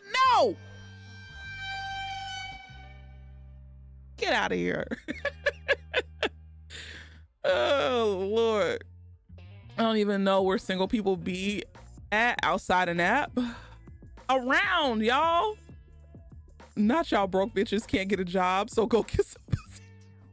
BT, I didn't say that. That wasn't me. I'm just saying y'all really are that. Maybe because I was a theater kid, and then on top of everything, like, I just don't give a fuck. I just know rejection is a thing. Thank God. Oh my God. That is one thing I'm thankful for, is that I can handle rejection and be perfectly fine. Perfectly fine. You know, I grew up as a little fat girl. I got desirable in my 20s, so rejection wasn't really a thing when I was hot and fit and slim and trim. But as a little fat girl theater kid, like I was like, rejection, oh, it is what it is. I didn't die. The fuck. So that's one thing I'm happy for. Like, I don't give a fuck if somebody says nah. I'm like, okay, cool. It's all good with me. Not I met my dream woman at a GameStop. Oh, Nick. Oh, that's so sweet. Y'all so cute in here. Oh, Lord. But yeah, y'all gotta be okay with rejection. I'm sorry. You do. Theater nerd, not kid, and it was always hunching. Listen.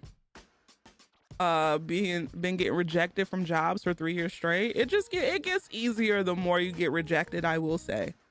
but it's okay. A no eventually will lead to a yes from something else. So if me and my partner broke off, I don't know how I'd find another partner because I always met my significant others through band geek things. But see, okay, but Orzo, and this is what we were talking about. You're doing a hobby that leads you into a relationship. You know, a lot of people want to find somebody, but they don't want to go outside. They don't want to do things. They don't want to socialize. It's like, how do you expect to find a partner? You don't want to socialize. You can't find a partner in here though. I just want to say, you cannot, if you didn't come in here, if you didn't come into the wilderness community as a couple, you shall not couple inside of the wilderness community. I'm gonna say this again. This is not a dating site, dating service, dating community. No. If you did not come in here as a couple, you shall not couple in this community. There's no fraternization. There's no fraternization in the wilderness. But how will you know? I don't know. I know everything. Okay. Not wildernessonly.com. She said, find someone with the same interests, but the shared interest cannot be leash. Thank you. Thank you, Tape. If you did not come in here as a couple, you cannot couple inside. I don't want to deal with you all's relationships. Okay. Nah, I'm a fraternize right now. Y'all ain't shit. If there was a wedding band on your hand, if there's a wedding band on your hand, hit me up. Dilfs to the front. Draven! Ain't you supposed to be in bed? You still flirting with Amma? You can't be making... I don't flirt with Amma, okay? Amma seduces me. It's a difference. She's a seductress. And I am weak of flesh. I'm weak of flesh. You sound like a weak man. I'm weak of flesh. I know this about myself, and it's cool. And what about Mr. Paws? Me and Mr. Paws don't flirt. We banter. There's a difference. There's a difference between flirting and bantering. We banter. All right? That's that every politician ever. Leash, I didn't sleep with her. My penis fell in her when I tripped. Shut up. Thank you for the follow. Who followed me? Thank you for the follow over on the YouTube. I appreciate it. Thank you. Thank you. River is getting Swalsh in a divorce. That's not going to happen because Swalsh was mine before River came in here. So Swalsh was my baby angel before me and River. And me and River aren't even getting divorced. Y'all are just haters. And y'all want the love that me and River have. Okay. Did y'all sign a prenup? You're not property, Swalsh. You're a human being.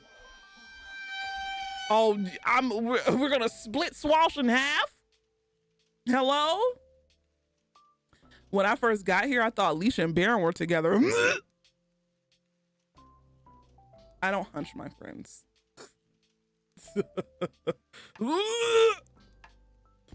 No. Leash has a no friend hunching policy. No. Baron is a Ken doll down there. If y'all don't know what that means, if I call you friend, you're automatically a Barbie doll or a Ken doll. You have no private parts. You have no private parts, no nothing. You ain't got no private parts, you ain't got no nipples. And there's nothing I could do with you. So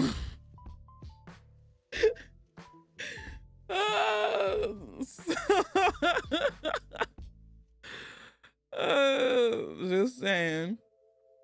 You just said hunching friends is how to find. No, I said being in the vicinity of people who share interests with you. Now there are some people. What's up, Baron? There are some people who like to hunch their friends, and that's them, but it's not me. I don't hunch friends. Is that why you were shocked at? I've never seen Tasha's breasts. Tasha I don't, let me not, because I feel like if I speak her up, she's gonna come in here and she's gonna bother me. I've never seen her titties. I don't want to see Tasha's titties, and I hope it never happens. So, love the hoodie. Thank you. It is pajamas. It's a onesie. It is a onesie. If you can't hunch your friends, who can you hunch? People who aren't your okay. I'm gonna get into this game. Let me get into the goddamn game. I am anti-friends to lovers because the only reason why I'm very anti-friends to lovers is because a lot of men in particular use friends to lovers to, it's like, if I stay around, eventually they'll like me. And it gives a lot of men hope. Instead of building genuine connections with their women friends, they stick around and hang around women that they're attracted to, knowing goodness well that she's not attracted to them, in hopes that one day she'll open her eyes and become attracted to them. When that's not, instead of being a true, genuine friend and being there for her with no strings, it just gives too many of the wrong people hope. Let's just say that. A man will use friends to lovers to reject a woman's rejection. Exactly. And then friend zone, like, no, there's no such thing as the friend zone. Now, have there been women who have strung men along? Absolutely. But have there been men who have strung women along? Absolutely. But a lot of the times, friend zone is used as some weird thing for incels. So, yeah. If you only see people as a path to romance, that ain't love. It's dehumanization. People aren't operated with kindness. Exactly. Yep, dehumanization and limerence. So, yeah. I gave up friends to lovers because I'm also clueless. Oh, not clueless. Friend zone or paid companion. Friends to lovers is only good if there's a genuine friendship first. With no sexual attraction. Yes. That's the only way. It has to be like no sexual attraction at first, and then one day something awakens in the both of you all. So yeah. Guess I'm the last YouTube mob. What? Somebody said something weird? I'm staunchly against friends to lovers because this trade befriended me at my old job than trying to ruin my life because I wouldn't hunch him. Yeah.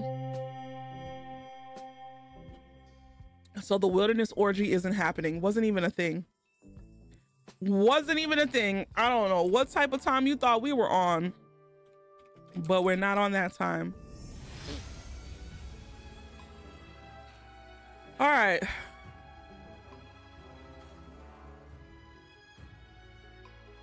Here we go.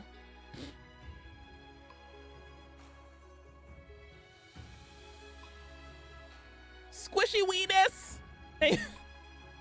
Thank you for gifting out a sub to Moonlit. I want to drink one more shot. I don't know why. I just feel like, well, no, let me save my liquor. Baron, are you drinking tomorrow? What an awesome name. Right, Squishy Weenus. My friend tells me she doesn't believe she can be friends with the opposite sex after all the men who believed in friends to lovers tried their chances. But that's your friend though. You got a fresh bottle of gin. Well, I guess we drinking tomorrow. Hey! Time to suffer. Every wrong choice is a reminder that this woman was metal, because how did she do this?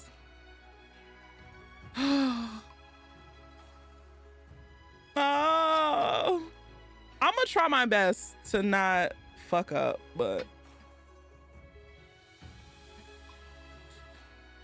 you're talking about friends to lovers and I'm looking for sales for on cat food.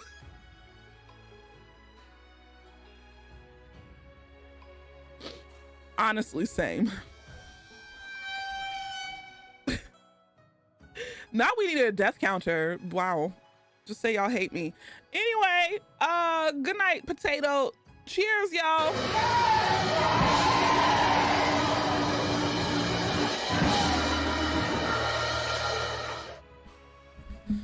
Whew. We support your wrong choices. I think y'all just like seeing me crash out at this point. But that's fine. All right. Ooh. All right. Let's continue. Chapter 4, Crown Prince's Palace Enigma 2. Not I do. Andre, thank you so much for the membership over on YouTube. W member. W. We're just helping with the YouTube Shorts content. Honestly, I gotta get back on it. I took a break because it's the holidays, but I gotta get back on posting consistently. But yeah. Oh, this game is still loud as hell.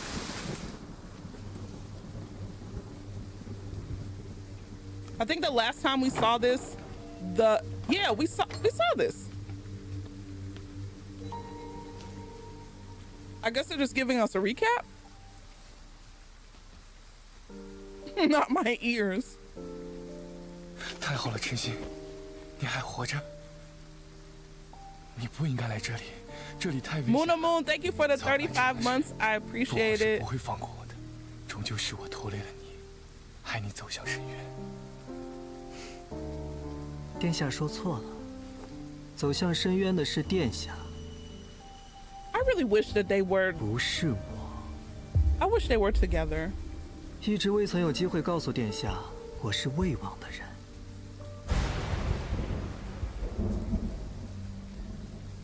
你说什么？ Their skin is 这 so 场造反 perfect. 便是魏王精心为太子殿下安排的棋局。我竟然在殿下心中有这般重要的地位，重要到连太子之位都能轻易放弃。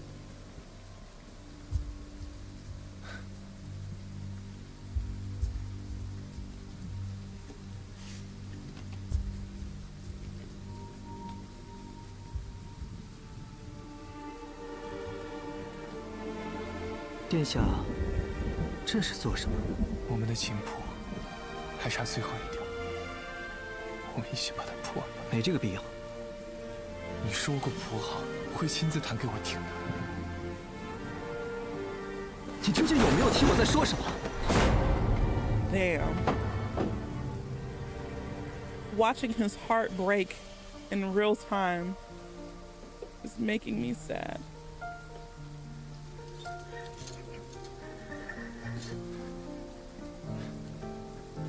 我是魏王的人，殿下若向圣上表明这一切都是魏王的安排，圣上定能网开一面。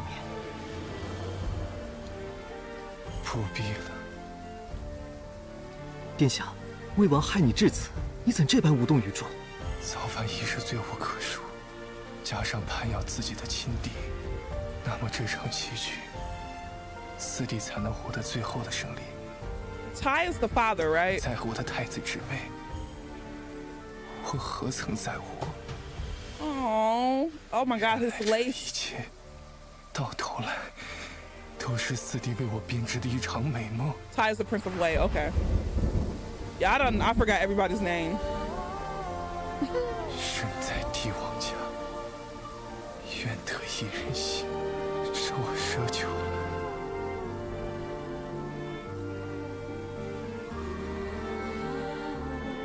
I do need a cheat sheet.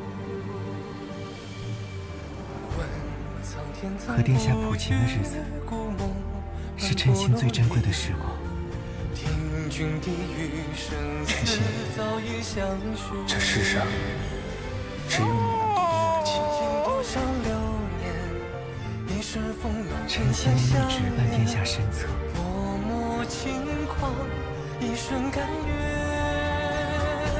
Yo.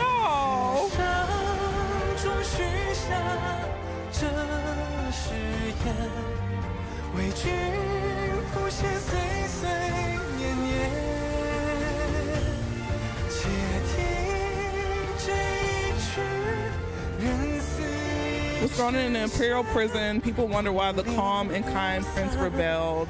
Was it to kill his brothers and seize the throne like his father?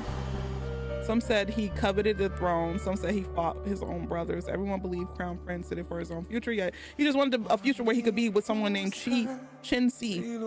In truth, the Crown Prince had done no wrong. His life was devoted to one person more than anything else. For him, despair never came from the throne. It was the thought of a future with Chin that kept him going. But all of it was crushed under imperial power. In the end, he lost the throne, lost Chin, and lost himself.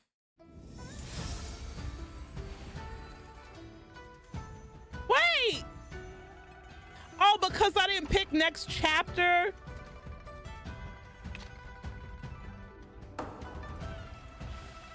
So we saw all this. We saw all of this the last time, so I'm not gonna... Right, congrats, you did it! You just saw a gut-wrenching ass cutscene. Congratulations! You're crying. Oh my god. All right, let's keep going. We already saw all of these the last time I streamed, so we're good. 新举起，看球，都别让着阵啊！父皇，看我的，好球！ Not hockey. 陛下赢下一棋。 Before it was hockey. 四哥，看球！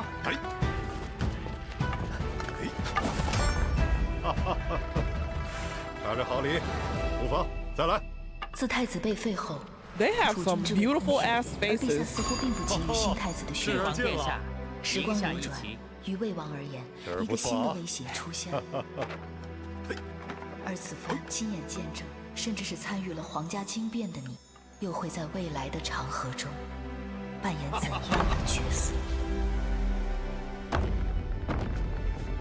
不错不错。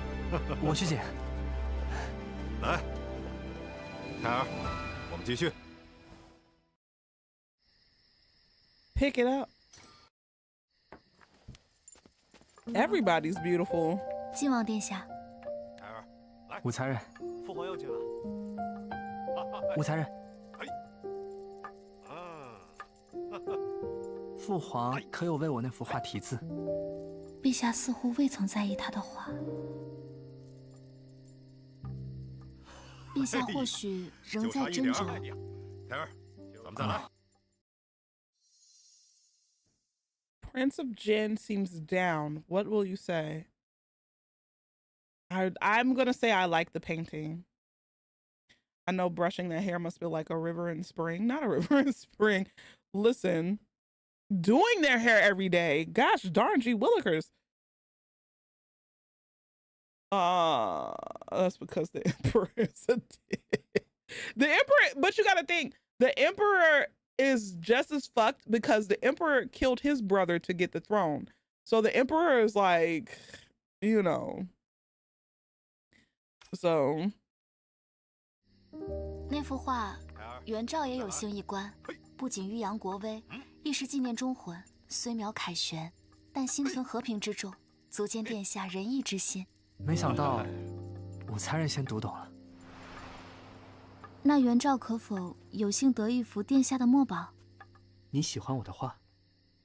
嗯。Don't be jealous. You're weird and evil.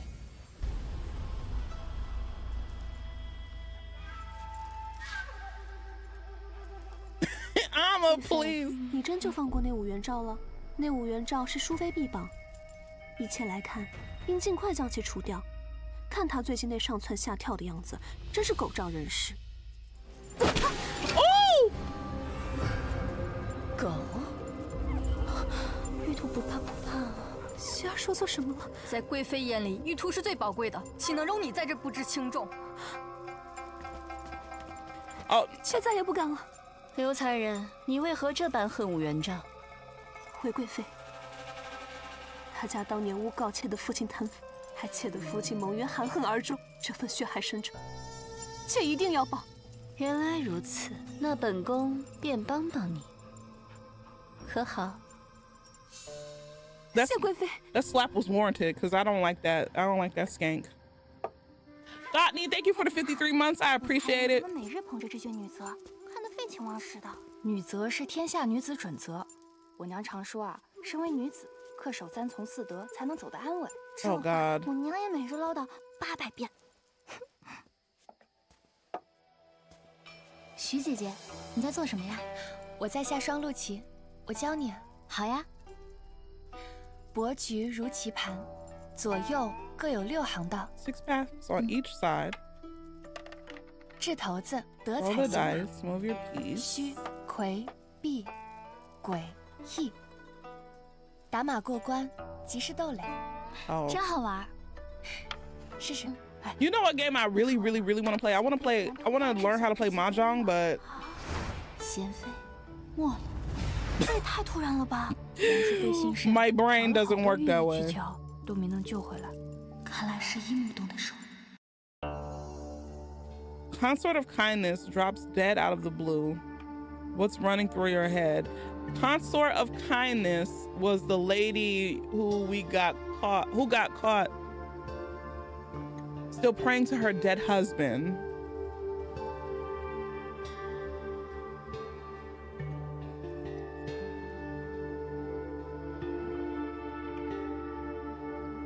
I'm not gonna say this because I feel like it's like weird, this one. Leash the Mahjong and Gold Saucer in Final Fantasy 14 is incredibly solid. I know, and I tried to learn from there. And that's when I learned, like, oh, my brain is not ready for this. Consort of kindness finally dead with her husband. Kyrenians lost her patronage. So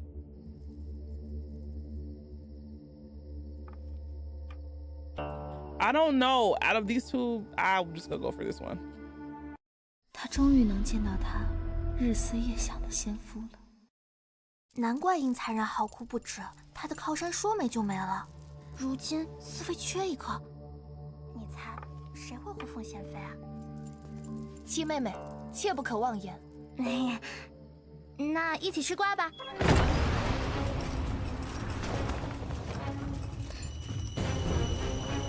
拿下。Wait, what? What did I do? 你们要干什么？住手！多肉姑姑，宫规森严，你们怎可如此？吾才人与贤妃之死有关，我等是奉贵妃之令，谁敢阻拦？带走。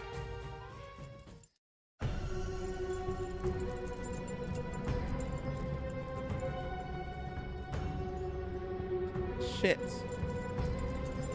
Okay.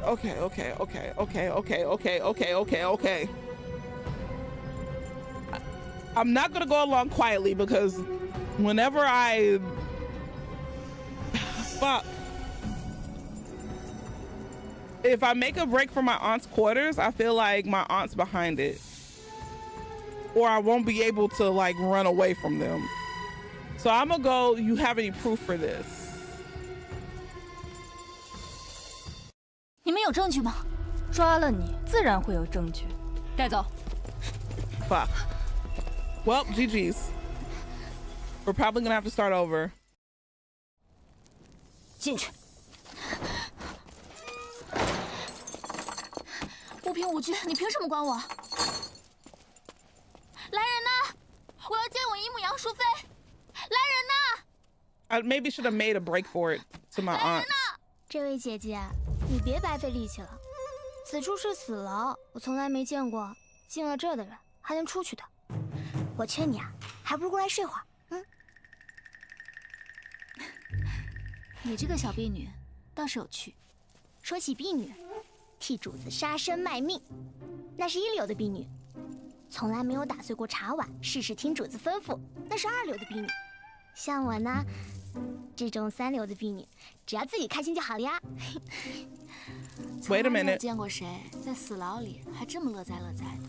命只有一条，可出了这死牢，要命的事情可不止一件。好了，睡觉吧啊。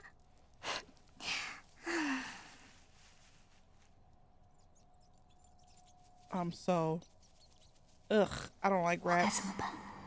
姨母会救我吗？ Okay. 武才人被韦贵妃的人带走了，说他与贤妃之死有关，把他关进了掖庭狱。求杨淑妃救救武才人。什么？简直无法无天！ Oh, so we're good. We're good. We're good. 我们主子定会救武才人，你先回吧。这样妾就放心了。妾先告退。主子，那韦贵妃竟然敢公然动主子的人，我们……这个韦贵妃醉翁之意不在酒，调查赵儿是假，由本宫出手，上身才是真。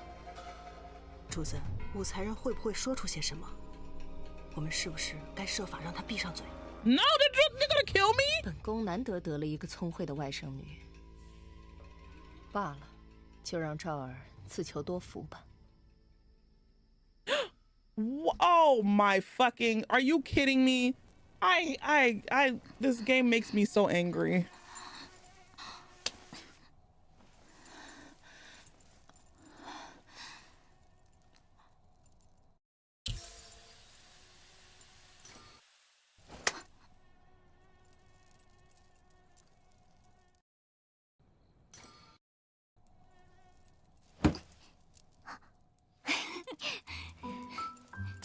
I have a feeling she's gonna end up being my 叫我 friend. 元昭好了。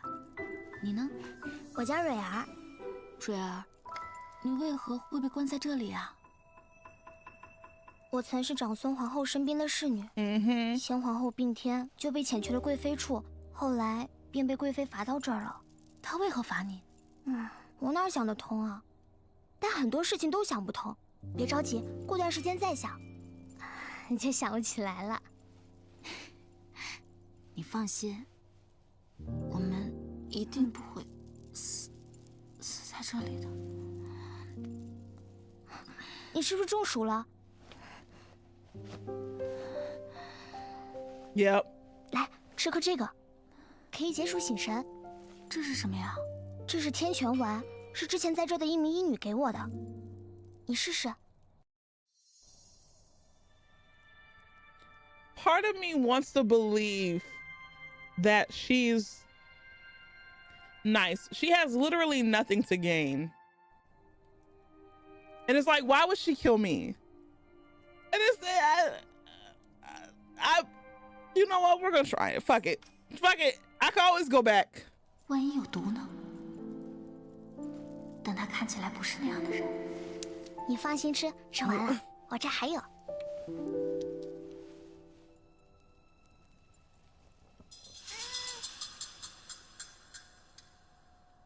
怎么样，好些了吗？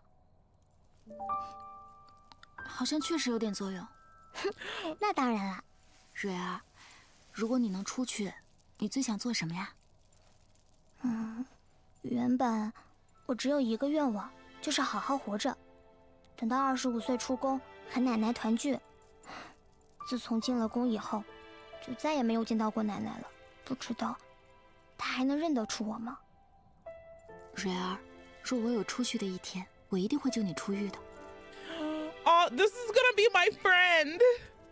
哎，这只猫好眼熟啊，好像是以前先皇后养的。We need a cat. This was the quickest answer I've ever done. Meow. Look at the baby. 若雪，公主殿下，公主殿下，你不能进去。若雪，殿下，公主殿下，掖庭诏狱乃污秽之地，公主殿下千金之躯万不可。哎呀，没事儿，别拦着我了。高阳公主怎么来了？高阳公主，若雪，不能寄希望于姨母救我。这位公主会是我的生亲吗？公主殿下，哎，若雪，可算找到你了。你这个小负心汉。 那个呆瓜不理我，连你也不理我了吗？负心汉，蕊儿，你那个天什么泉丸还有吗？快给我，它可以救我出去。那都在这儿，把它送去母后的立正殿，好生照顾，可别再让它乱跑了。是，走吧。蕊儿，这可是百年难得一见的好东西啊！我费了好多心血才得来的，极为珍贵。哎，什么好东西啊？这可不是能随便给你看的。有什么东西是本公主看不了的？哦，你是公主又如何？这东西可是连陛下都没有机会瞧见的。这东西啊，吃了之后可以。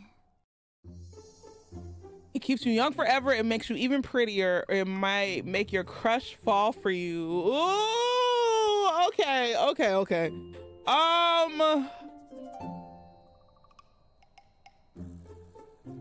Eat it and ill. I don't know what I want to pick. All of these are very good answers. I think we can do.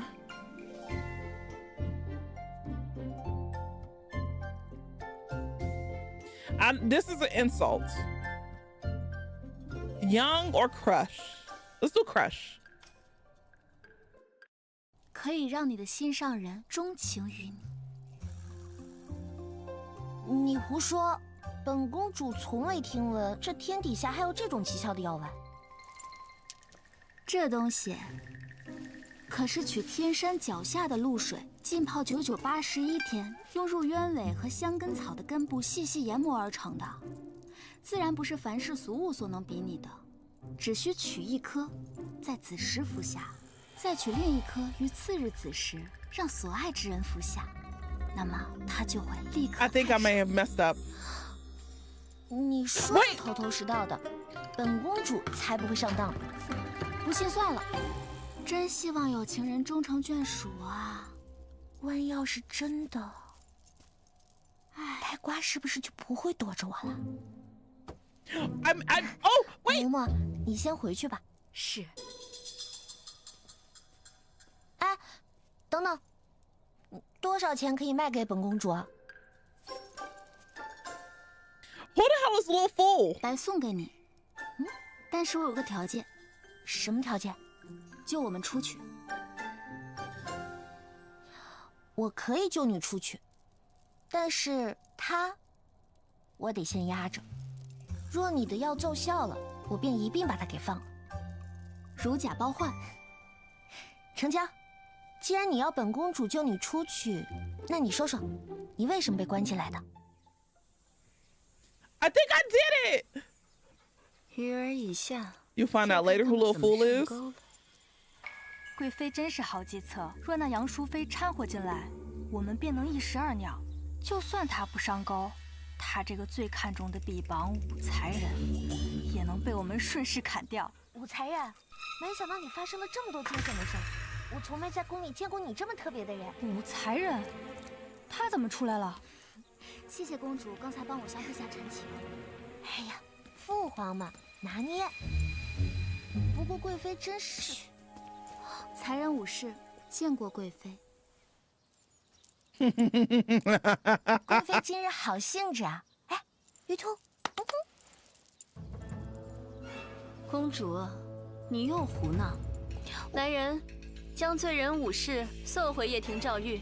哎，等等，此事我已和父皇言明，是他下令放人的。你说什么？陛下？父皇说贤妃之事与武才人无关。 That's my girl。了吧？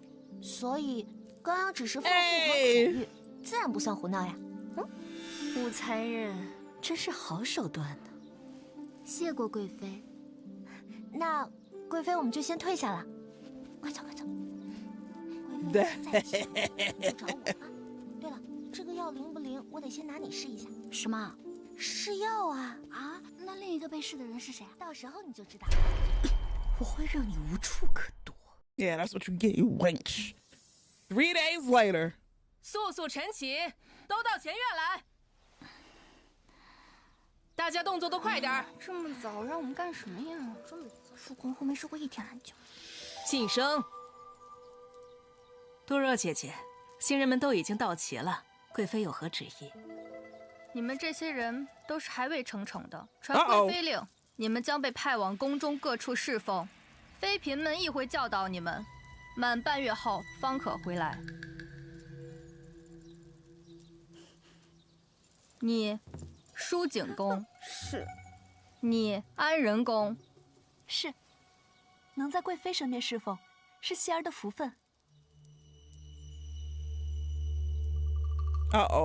你咸池殿。Wait, what? You're assigned to serve in a place you've never even heard of.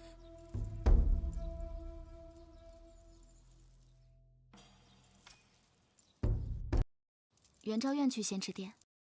你鹤羽殿，你嘉寿殿。 I have no idea where the hell I'm going.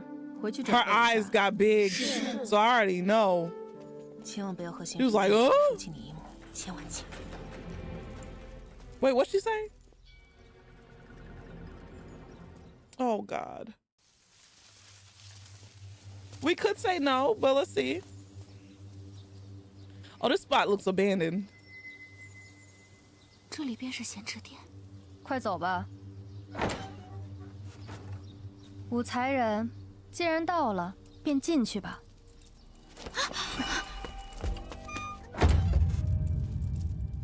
这里怎会如此阴森？有人吗？有人吗？我是贵妃派来侍奉的才人。 Oh, did I mess up? Why they always pushing us? Listen, I need old girl to learn how to fight, cause this is too much.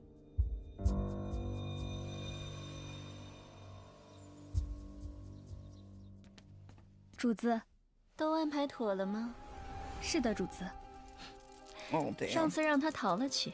你说，若是杨淑妃知道自己的外甥女去过那个地方，会怎么样？很快，我们就能看一出好戏了。乖。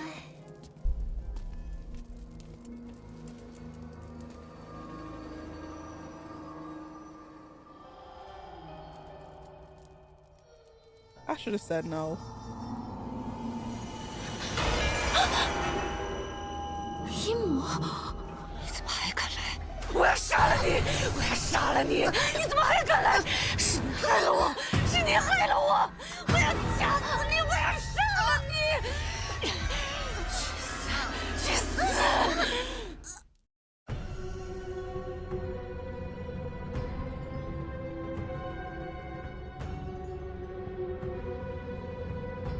Wait, what the fuck?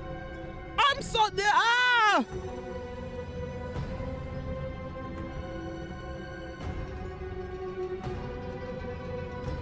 I don't know what to pick. I don't know what to pick. 姨母，你是姨母吗？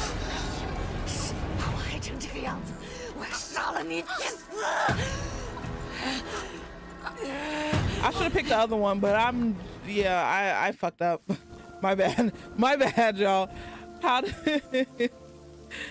you wake someone lost in madness? What the fuck? 不是，我说的明明是不要提起姨母，没说不要提起淑妃。 I said not to mention aunt, not consort of elegance. 才人，你不是说要来救我的吗？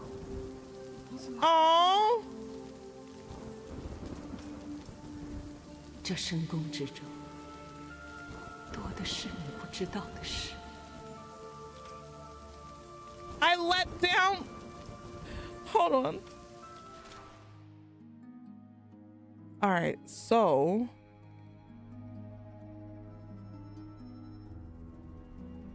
the twin. That's her twin.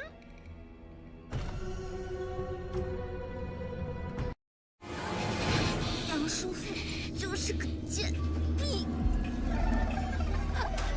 你说什么？我说杨淑妃就是个贱婢。对，她就是个贱婢。她就是个贱婢。姐姐，你是多么的善于伪装，善于蛊惑人心。为什么这么一个小丫头？ 都比我当年看得清楚明白，当初我怎么就看不清楚呢 What is even? This is too much. 才人无是元昭，是杨淑妃的外甥女，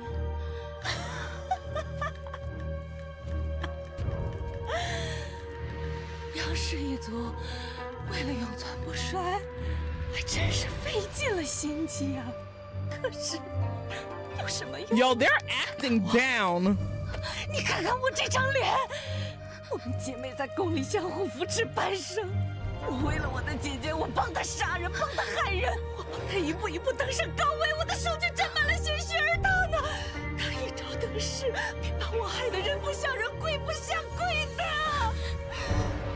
That's crazy. 是我的亲姐姐，她却容不下我这个妹妹。入宫前，娘亲说，岳母那早已病死了。病死了。原来我在你们心里已经是个死人了。Oh. Y'all. 不管怎么样 ，Not die by soup. 已经是个死人了，死了。这咸池殿一直就是一木一个人吗？他也派过几个侍女过来，可是他派来的人都被我折磨得生不如死。你知道是为什么吗？ To provoke consort Yang. Thank you for the follow. Welcome in. 姨母一直刻意这样做，是为了激怒淑妃。对，我就是为了激怒他，我就逼着他来杀死我。我要让我的血溅在他身上，日日夜夜缠着他。我要让他永远背负杀死自己亲妹妹的罪孽。可是我觉得姨母这样做，只是在折磨自己。 伤不了淑妃分毫。That is true. She don't feel a goddamn thing.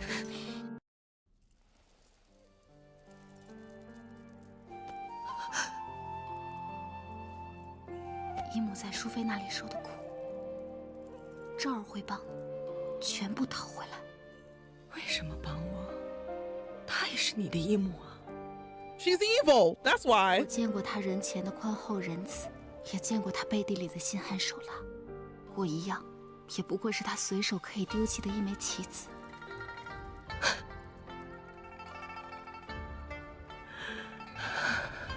原来这么多年，他一直没有变。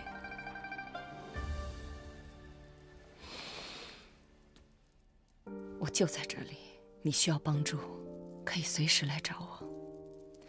你回去吧。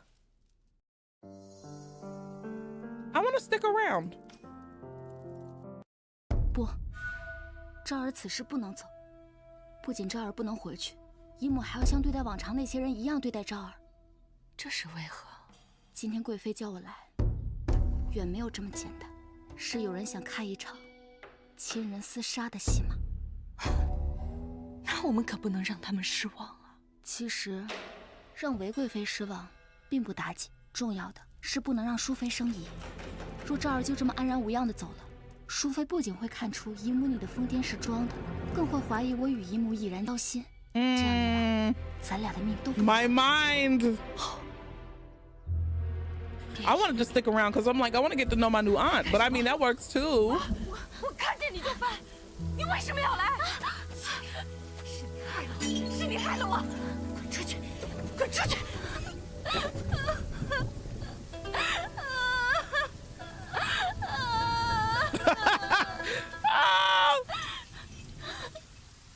She's sweeping up the mess.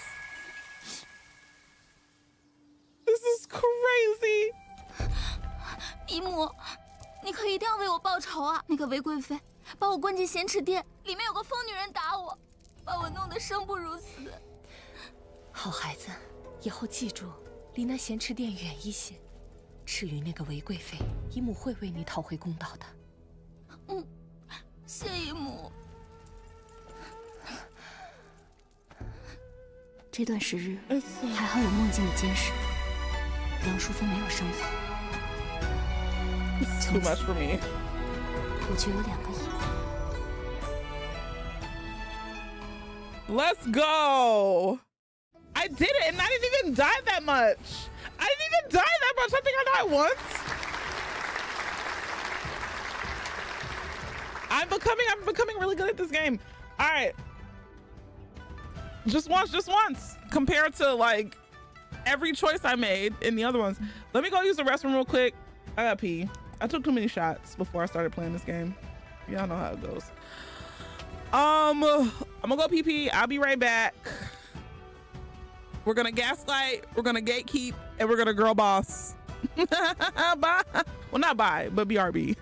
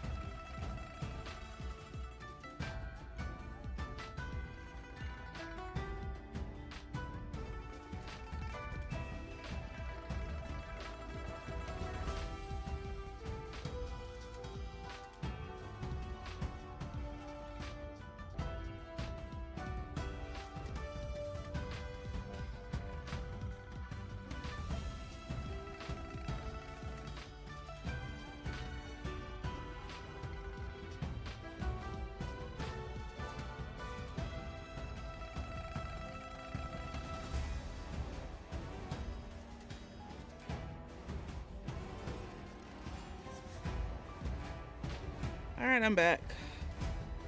What's up, Nessa? All right. Ooh, my top button's open. You know, I'm gonna keep it open. This onesie ain't got no booty flap, so I have to like unbutton it for real. I hate it. I need a booty flap. If I get a onesie, I need a booty flap. Kinky, you like my skin? A little gift for Big Mix, right? Since he yearns for the strings. Oh. All right. So, of everyone, Kyron Wu understood the message of peace in the painting I gave to my father. From now on, I've got a fun new friend in this boring place. So, okay. Who's my favorite villainess or villain?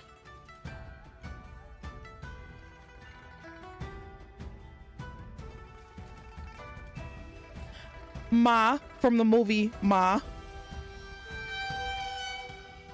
Don't make, where is it? Do I have it? Don't make me drink alone. Don't make me drink alone. Speaking of, mine is you. Tape, get out of here. Mine is you. Speaking of, is it time to drink?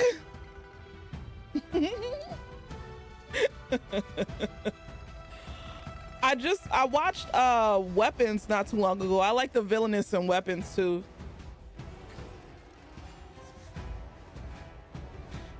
And of course, like Ursula, Maleficent, you know, them heifers, but you know. But it's Ma from the movie Ma. One, because we don't really see too many like black women be the bad guys. They, you know, not so many people are, a lot of people are scared to make black women the villain in media because of backlash. But if, as long as you write them really well, I don't give a fuck. There are some black women who are villains, and that's fine.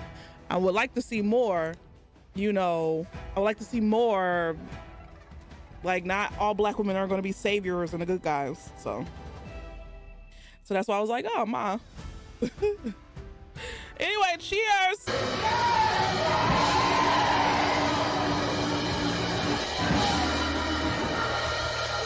Weapons was really good. Some are cult leaders. I know. I wonder who. Anyway, Ma was a wild trip. A wild trip. Oh, we got movies. Hold on. 蕊儿，你放心，等我出去，一定会来救你。I love her. She's my best friend in the game. 真的假的？我跟你说啊，这个药丸要这么用。哎，这宫里的人说的话，可不敢信。哎呀，还是睡个回笼觉吧。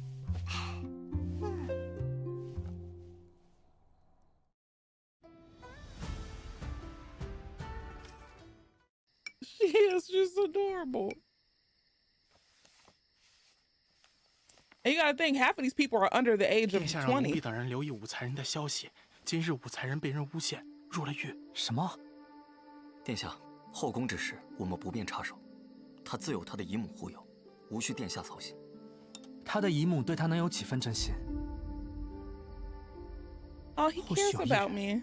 能将他救出。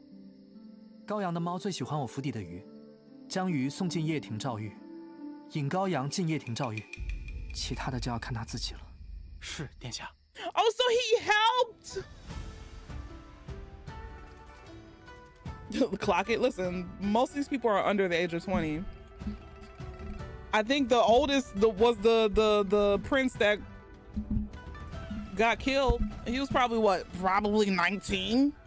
Probably. That's a big probably.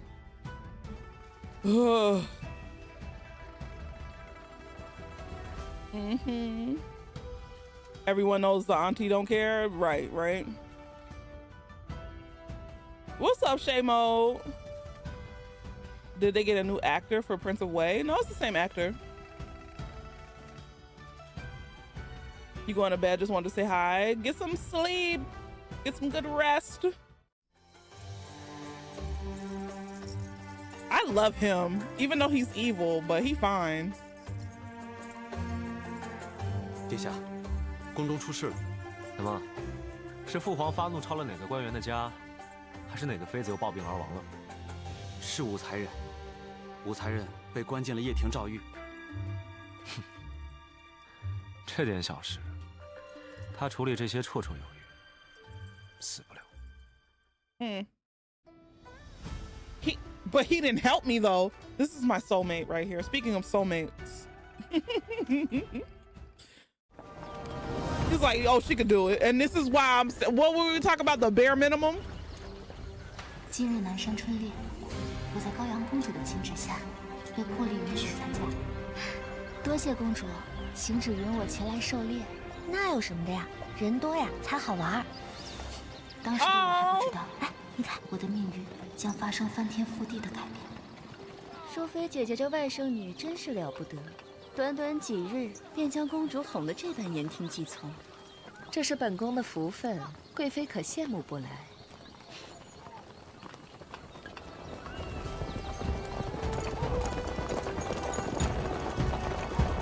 恰 ！Oh my god! I wish this thing had V-sync. 吴姐姐，你是希望4哥赢啊，还是9哥赢啊？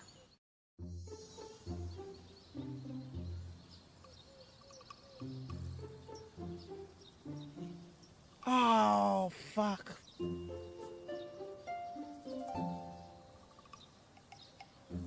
I know I'm not picking this.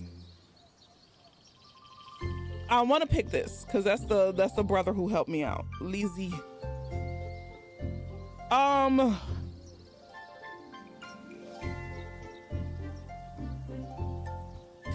Thank you, Pete.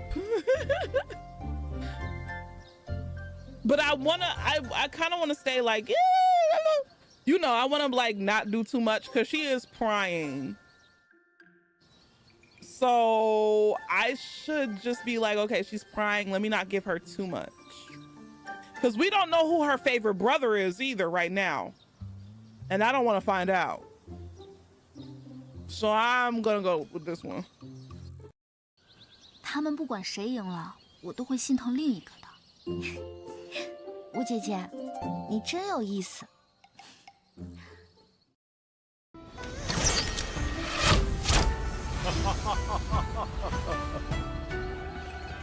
Yeah, because she might have a favorite brother. You gotta think. 四哥，承让了。九弟的骑射又精进了。四哥谬赞了，骑射还是当年四哥手把手教会我的。九弟果然长大了。陛下。 Can I just say this? How am I gonna put this in a way? Being a royal in any era is to be imprisoned by royalty. The like, and it's like, if I had to go back in time and be a royal or a peasant, I'm thinking in my mind, would I pick royal? Would I pick royalty? Because like, yeah, peasants were peasants, right? And it's like they, you know, they survived as much as they could survive or whatever. But I could not hobnob and dingle dangle and schnoss. That's not me. Like, and even being rich is not necessarily, but not necessarily royalty too. Right. Any noble family. They are in community finding love. Shut up, Cyrene. Not even the king is completely free. Literally. Would you, because you slobbed their knob? Shut up. You definitely hobnobbed and dingled some dangle. I've dingled some dangle and I hobbed some knob. Yes. But could I do that in the past? Could I be like, you know, these two brothers are at odds. And they have to be like, oh, you did good. Like they're sizing each other up and being polite. I don't think I could do that. And that's my motherfucking problem. That's my problem. The healthcare alone would still make me choose at least a wealthy family, but not royal. You know what? I could come back as a merchant class. But even merchant class, they had their own hierarchy. So even in merchant class, you had to hob a knob and dingle a dangle because you don't want to piss off the wrong merchant. I love stories like these, but it's just like all of these people are playing all of these games while dangling carrots over the poor. And that's the shit that pissed me off. You're doing all of this excess, all of these games, all of this, and for what? And for what? Oh, let me not.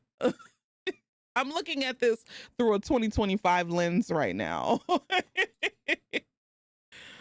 Oh shit. Oh god, they could dangle these. You had to dingle a dangle when wherever you were to feel important. It could be both. Yeah. I don't know. It's just pissing me off because I know these two people hate each other. 二位殿下 Let's go back. 此为平局啊。都不愧是朕的好皇儿，来，将朕新得的狮子葱牵上前来。九哥。Oh, so that's her favorite brother.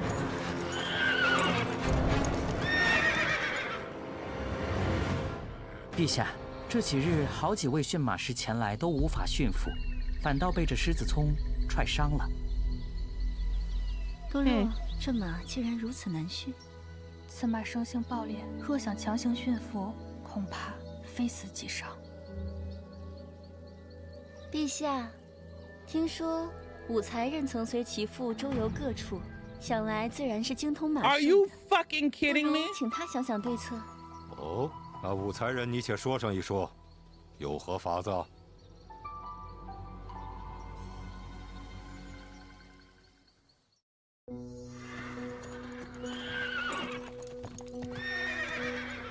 This is like, you're gonna die. But even this is like, you're gonna die. I don't know which one to do. I feel like singing will probably be the best option. Let's hope and pray. Because that's the only thing she can do. She can't fight. She can't fight as many times as she had her hair pulled and pushed. 切有法子。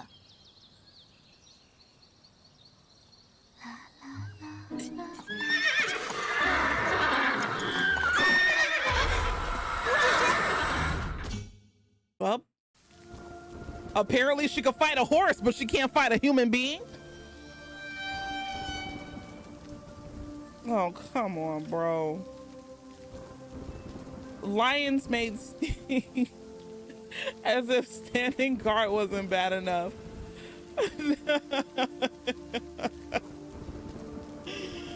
Oh, logic doesn't work in this game. It really doesn't. It really doesn't. I have to stop losing. I have to stop using logic. I have to.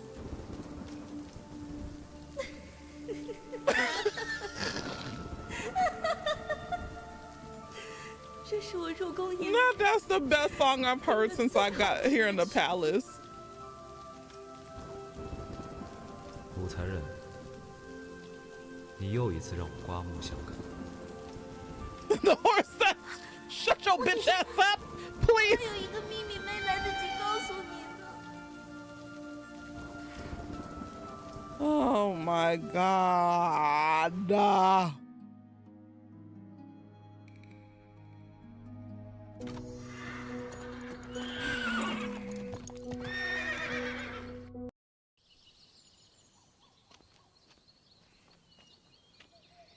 陛下。 妾需要铁鞭、铁锤、匕首。武才人，你这是驯马还是杂耍呢？以此三物训烈马，犹如对月弯钩，实在可笑。贵妃何必如此着急否定武才人？不如先听他把话说完。赵儿，你为何选用这三物呀？接着说。回陛下，此马并非寻常之马，想要驯服它，也不能用寻常驯马之术。妾认为。 先用铁鞭抽他，若他不服，便用铁锤；若他依然不服，便用匕首刺他。此马生性暴烈，当其有所畏惧之时，便可驯服此马。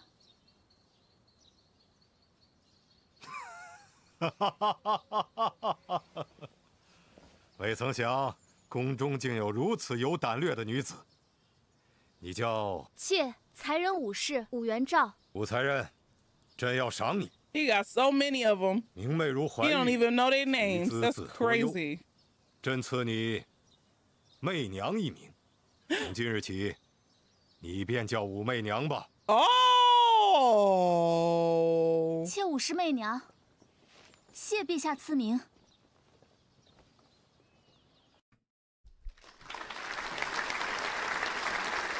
We got a name. We got a name. 在你22岁的这一年，你拥有了一个新的名字。虽然你心中清楚 Wait, did it just say 22nd year? 进士女官4年，他却完全没有记住过你的名字。此番赐名 Also, she's 22. 媚娘2字，一直是当下长安城里热门曲调的歌名，但能得当今天子亲自赐名，依然是万分荣耀的。而这个名字即将陪伴你走过半生。媚娘，今日狩猎，便以这狮子葱为彩头，你们兄弟2人好好比上一比。胎儿、智儿，可愿应战？儿臣许久未与九弟尽情比试一番了，求之不得。四哥的骑射向来是最好的，能和四哥一战是九弟之幸。那朕便拭目以待。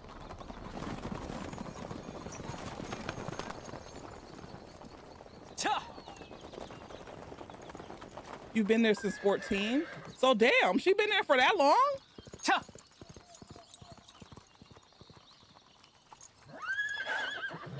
cha，媚娘你看，9哥在前面。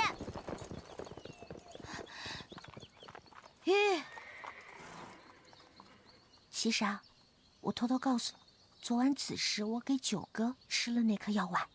什么？要是此药不灵，你知道后果的。Uh-oh.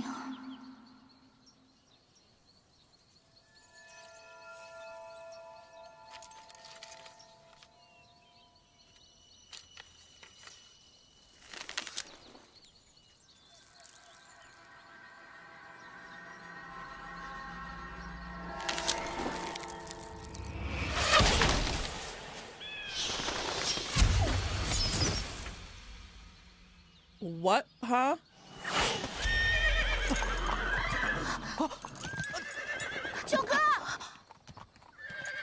Go get him, girl.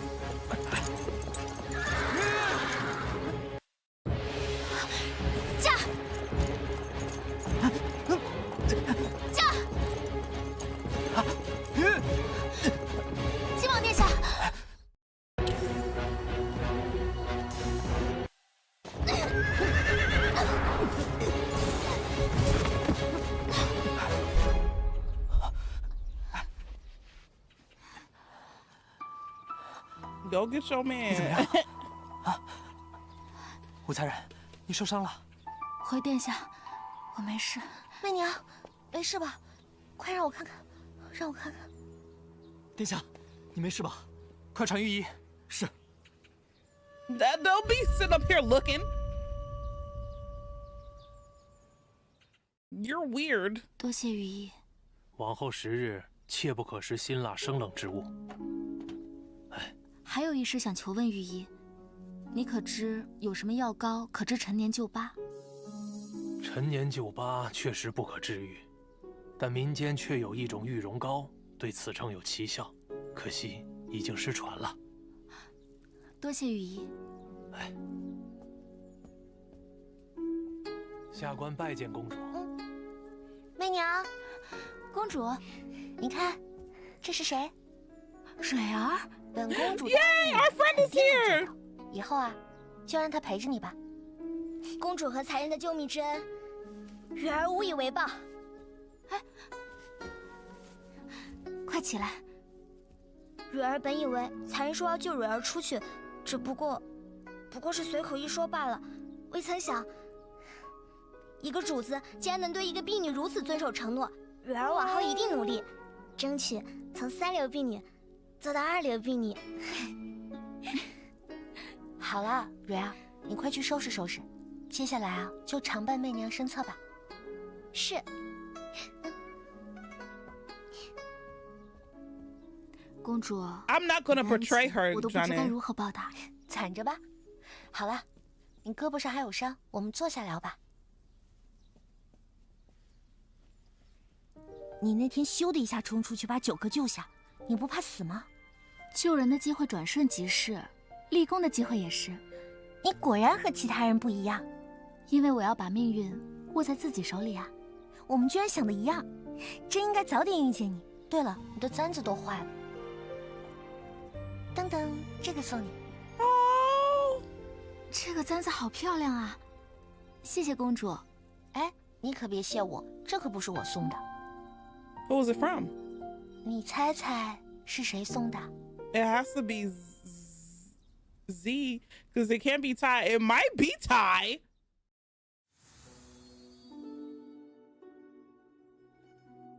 Wait, what? 这个簪子好漂亮啊！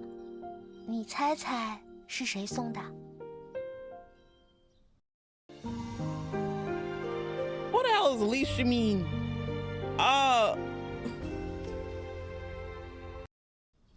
这是靖王殿下送的。嗯，你们果然，那个药果然灵哦。哎，武才人好些了吗？早好了，皇兄。哎，对了，你托给媚娘带的东西我已经给她了，而且啊，她一下就猜到是你送的。啊？你们是Not me, I'm blushing. 九哥，你脸红了。He blushing, I'm blushing. 高阳，武才人一个人在后宫之中，你可否多多照顾她？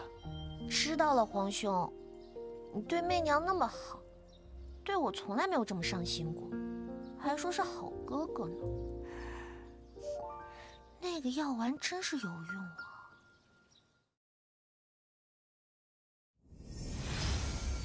I love how they ease right into calling us a new name. 武才人，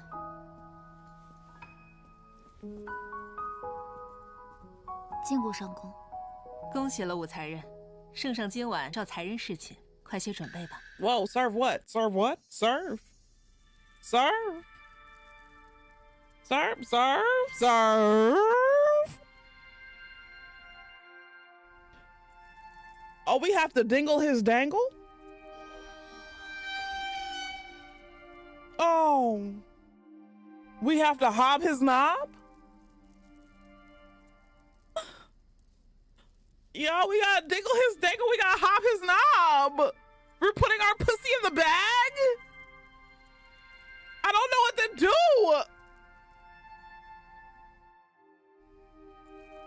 All I know, he's not gonna, come on. He...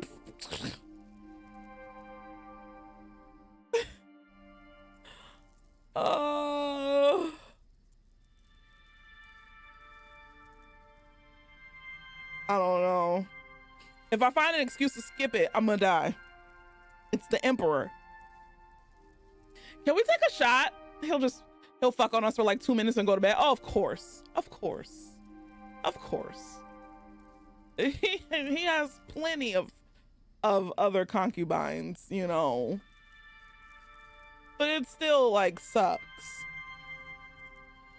I mean, you've died for less. That is true. But I'm trying to not die anymore. But we don't know if he wants us to dingle his dangle, so let's just go ahead and do our job. We got a job to do. We got a job. Cheers. Shamanandas.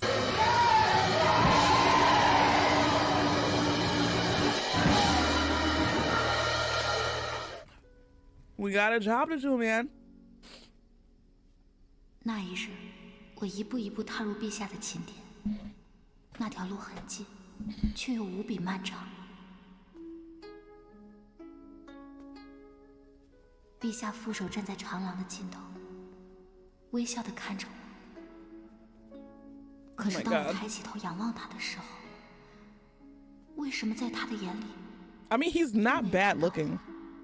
He's not bad looking at all. I'm sorry. He's just old in comparison to her, but 只是后来我才明白 would. 在陛下眼里，是我还是别人，都是没有区别的。虚无缥缈的恩宠，不过是帝王一时兴起，过后即忘的消遣罢了。That is 既 true. 如此，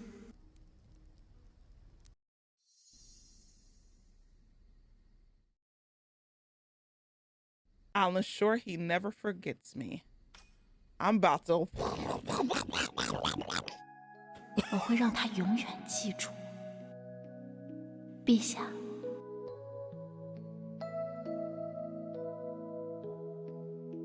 You gave birth to a boy and a girl. The emperor, overjoyed, raised you to consort of kindness. But when you looked at your newborn desire, you would not settle for another consort. Their future would be yours. The path of your child is the path of your own. You played on Lizzie's fondness and Li Tai's arrogance to ruin their fight. Then with ruthless precision, you crushed them every threat to your son.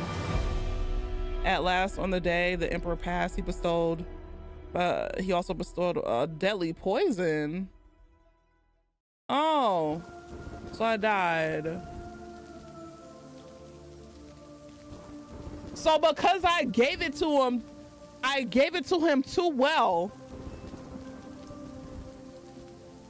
When it was time for it, like my offspring was cool, but when it was time for him to die, because he would never forget me, I had to die.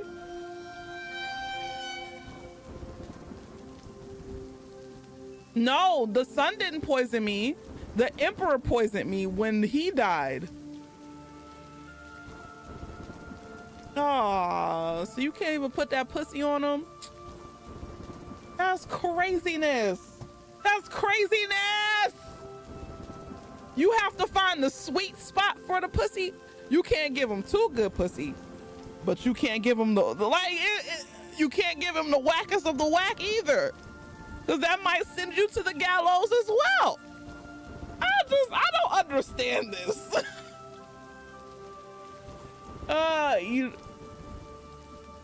You know what?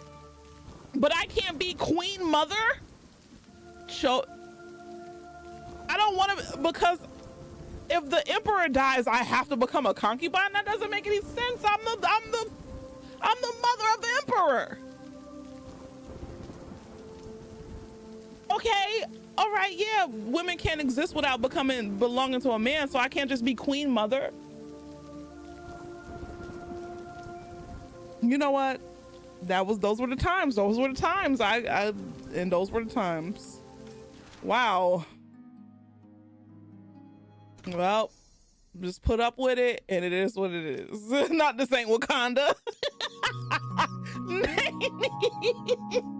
Please.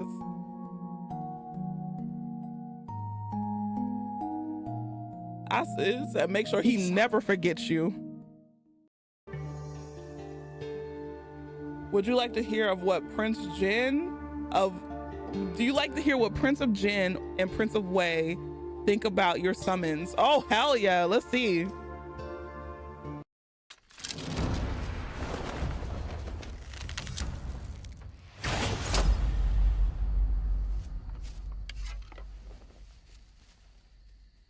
晋王殿下，今晚陛下召请武才人侍寝。Damn. 退下吧，殿下。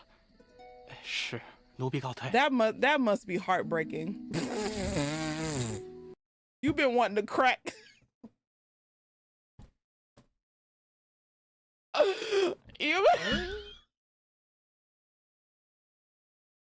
You saw the fucking light leave his eyes. You've been wanting to crack this girl for the longest, but you can't because your daddy gotta have her. Oh, God.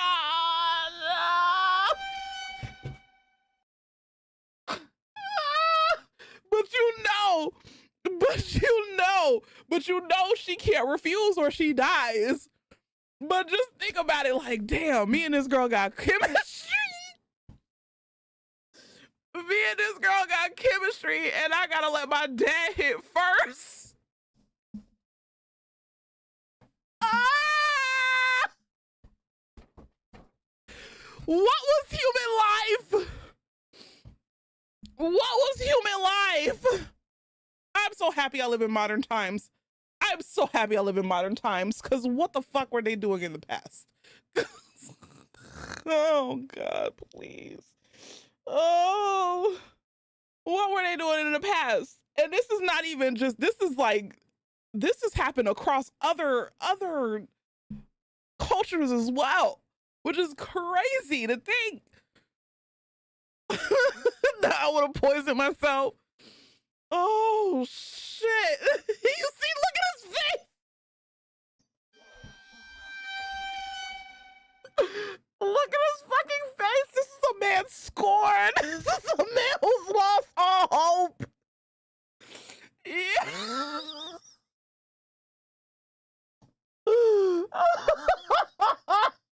The light is devastated. Yo, I can't. Oh shit. Oh, this is so the fact that I paused right here makes it even worse. Let's continue. Wait. Oh shit. 殿下，狩猎金马之事，痕迹被处理得很干净，但属下认为与魏王脱不了干系。我知四哥有夺嫡之意，却不曾想过，他竟想图我性命。他既已拔剑，我亦不会坐以待毙。Uh-oh.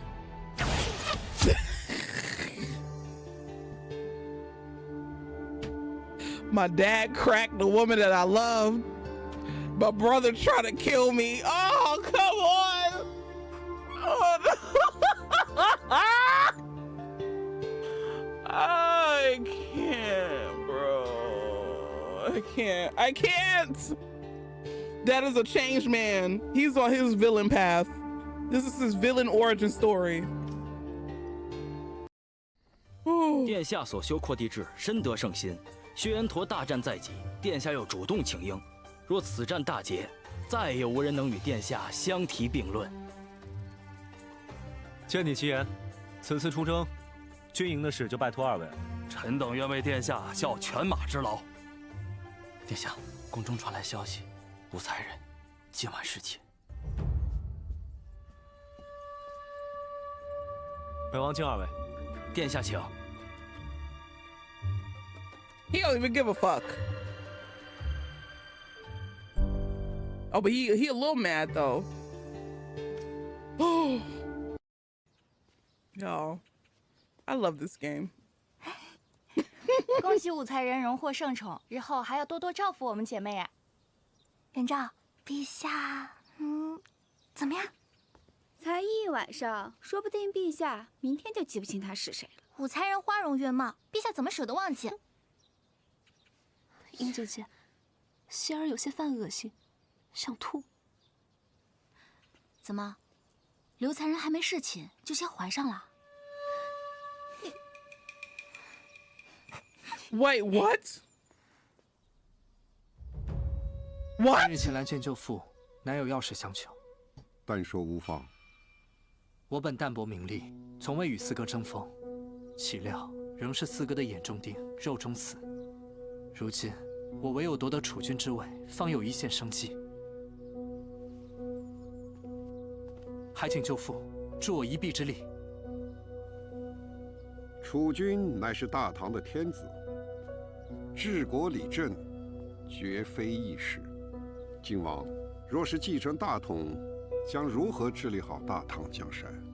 舅父辅佐父皇20余载，为大唐立下不世之功。我虽不及父皇分毫，但若是能得到舅父的提点，我想也能够做个称职的守城之君。And that's the brother he didn't kill, which is crazy. So he knows how to play his role. 我果然没有看错。 若靖王继承大统，定是一代明君呐。多谢舅父。殿下运筹帷幄，得长孙无忌助力，只是长孙无忌绝非善类。但父皇最信任舅父，谋夺帝位，他是最关键的一环。任凭前路豺狼环伺，我也只能义无反顾。还有那武才人。 似乎与魏王也有诸多往来，殿下惊马，此女相救得如此及时，恐怕不是巧合，我们不得不防。No, don't so. No, we love him. We love him. 我相信他与此事无关。 Thank 属下只是担心你从前不会这般多言。Oh, yeah. 是。 I mean, honestly, the bodyguard has every right to be skeptical, but no, we love him. That's our baby. 都在议论和窥视着你是否会一朝得宠。只有你手中的这卷女则，能在纷乱之中给你片刻的平静。是你。你接近晋王，看来不是他派你来的。你不怕死？怕，但在宫里，活着比死可怕多了。你别装，你在妈城舍命救人，实在不像一个普通女子所为。说，你的阴谋到底是什么？ I'm trying to love on him. That's my man. That's my man. My man. My baby. My baby. My baby.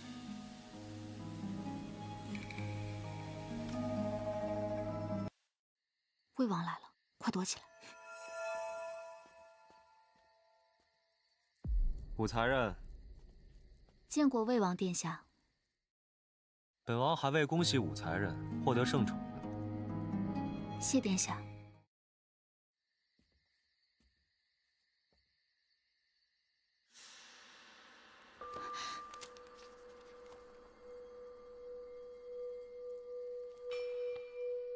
将史记藏于女则之中阅览。武才人，你的离经叛道，真是让本王刮目相看。Oh damn, damn！ 殿下说，以铜为镜可以正衣冠，以史为镜可以知兴替。我不过是在向陛下学习罢了。你可知，若不是那天你破坏了我的计划，晋王早已摔成重伤，失去与我争夺储君的资格。武才人，你说我该如何感谢你？殿下，你误会我了。误会？是误会你要改投晋王，还是误会你坏我好事？ Oh God. Okay. Explain it was an honest mistake. Prince of Jin's injury would ruin his plans. I want to get closer to Prince of Jin. I have two knives on either side of me. I have a knife in the front and I have a knife in the back. If I answer wrong on either one, I feel like I'm gonna be dead. But then again, like we said earlier, this game does not follow any type of logic, so I'm screwed either way. So,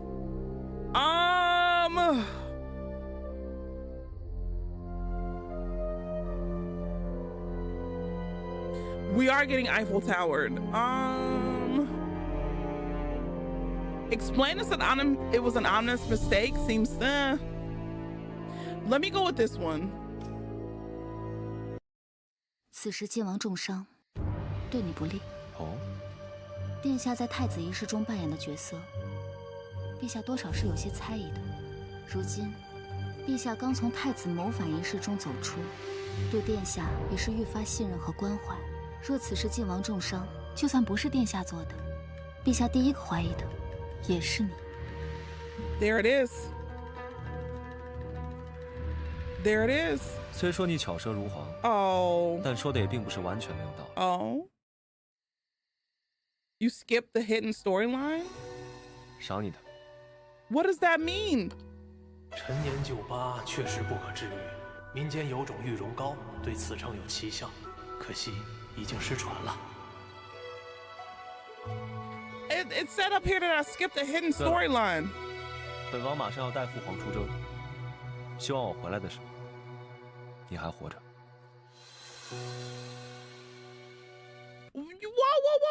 Whoa! It's set up at the top. Y'all can't see it because I'm in front of it. But it said I skipped a hidden storyline. Oh, fuck. But I'm happy that I got something for my aunt. 出来吧，他走了。多谢你今日救我。我也是为了我自己。如果魏王发现了你，我也活不了。但你与魏王关系匪浅，殿下的大业绝不能让你破坏了。You gonna kill me?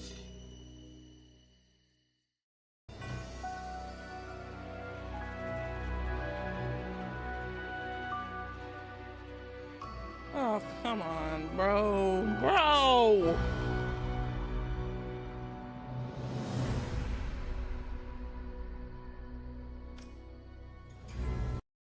我救了晋王，你若杀我，便是不讲道理。殿下的安危才是最重要的，谁知道你救殿下有何图谋？ Yep. Who is this? 震惊！救了晋王一命的武才人竟惨死宫中，这到底是人性的扭曲。 Oh my god, this game pisses me off so badly. It pisses me off so badly. 晋王怎么会有你这么蠢的手下？你，刚才我所言都是为了搪塞魏王，听话只听表面，不蠢吗？方才你都已经听到了，我救晋王根本不是魏王的安排，我若惜命，又何必画蛇添足，引来魏王猜忌？而你呢，恩将仇报。I didn't want to be mean. 你敢说你接近晋王，就没有一点私心？谁没有自己的一点私心？我的私心不过是希望晋王殿下念在当初的相救之恩，对我施以庇护罢了。再不走，魏王的人就要发现你。若你以后胆敢伤害晋王，我还是会杀了你。 Are you in love with him? Probably.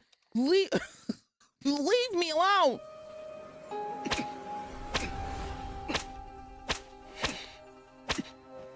Oh, damn. 殿下，午时鞭刑已毕。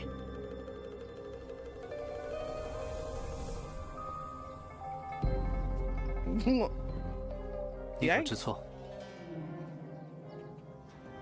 即便殿下要赐死凌霄，属下也有话要说。就凭他与魏王关系密切，殿下就该远离他。他只是被四哥利用而已。莫要再自欺欺人了。他如今救了殿下，以魏王往日的作风，早就该将他千刀万剐。可如今魏王不仅没有杀他，还费尽心思送来玉容膏给他。 I mean, he's not wrong. 也许如你所言，四哥对他不一样。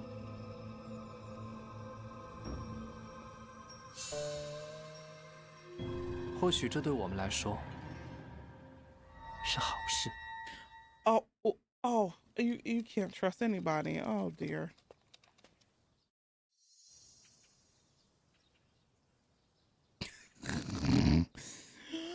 Oh, you learn Ling Zhao? I hope I said that right. Got whipped. I want to mess with him because it's like, fuck you. But part of me is like, I need people to favor me. 凌校尉，你的伤势如何了？ 此事凌霄咎由自取，与武才人无关。我那日说的话，你可别忘了。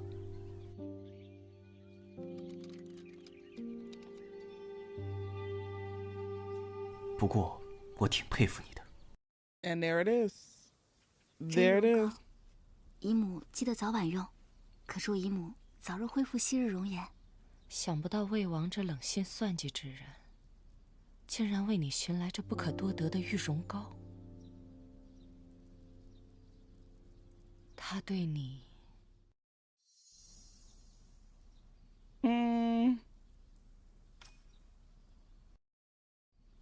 他哪有心？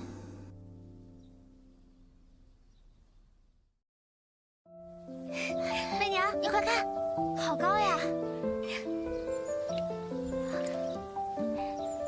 媚娘，你说怎么样才能让呆瓜喜欢我呀？呆瓜是谁啊？不告诉你。你这个小丫头，跟我在一起还想着别人，这个呆瓜真幸福，有人呀时时牵挂他。Uh-oh, so who is it? 媚娘，你快看，天怎么突然变了？天上没有太阳，却能看到一颗星星。此等异象，难道预示着什么？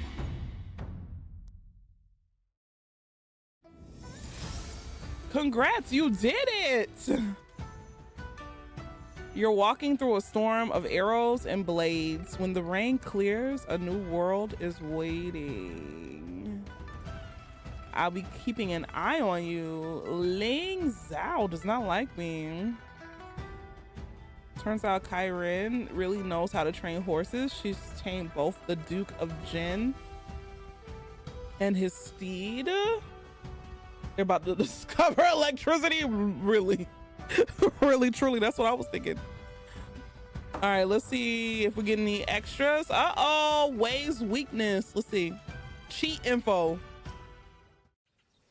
姨母，韦贵妃位高权重，我们能拿她如何是好呢？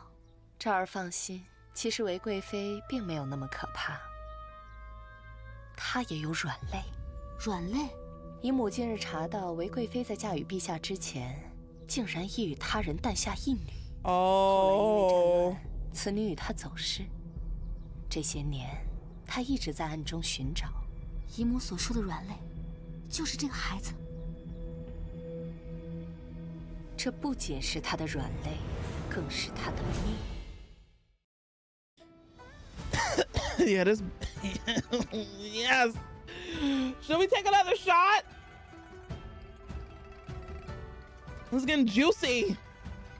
One more shot, and this is my last shot for the night. You want to know why I love this game? Because it's very much so a soap opera, and I love soaps. I love my stories. Juicy like my BT. I'm gonna hit you upside the head with this bottle.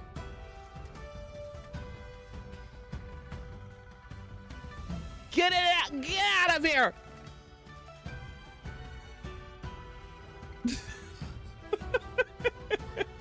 Not you wouldn't waste liquor. You right about that. Drunk. But it's literally like a soap opera, and I love soap operas. My grandma's favorite soap operas was As the World Turns, Day of Our Lives, and there was another one, As the World Turns, Day of Our Lives. What was the one that Shamar Moore was on? Was that Day of Our Lives?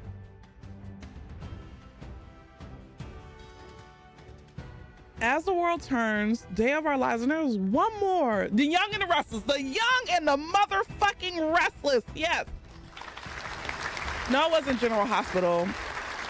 My grandma didn't like General Hospital. No, it was Young and the Restless. So As the World Turns, Day of Our Lives, and Young and the Restless. Those were the three. Dark Shadows was for the witchy people. My grandma was a Christian woman. She did not watch Dark Shadows. And she didn't watch Passions either. That was for the witchy grandmas.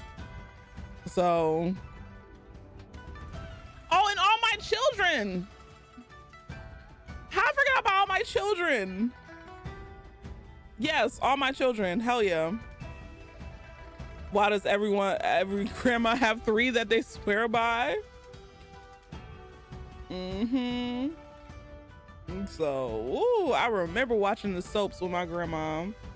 I gotta watch my soaps. Hell yeah, I'm in it to win it. And that's how I fell in love with Shamar Moore too. That's a beautiful man, and he stayed beautiful too. Anyway, cheers.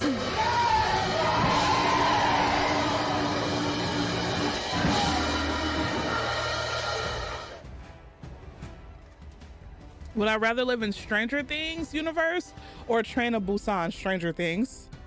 Because I just don't have to be in that town. But Train to Busan, that means there's zombies. So I'm about to say my grandma loved All My Children, General Hospital, Days of Our Lives. I don't recall her watching The Young and the Restless. And doom, doom, doom, doom, doom. And can we just say that it had the hardest opening? Doom, doom, doom, doom. Okay, whatever. Let's keep going. 媚娘，你快看，天怎么突然变了？长安城人心惶惶，众人都在议论这诡异的天象发生的缘由。可你未曾想到，冥冥之中，此事竟与你有。 To live in a world where just a simple eclipse or simple change of weather was an omen, would love to live there. Oh, it's an eclipse. It's an omen.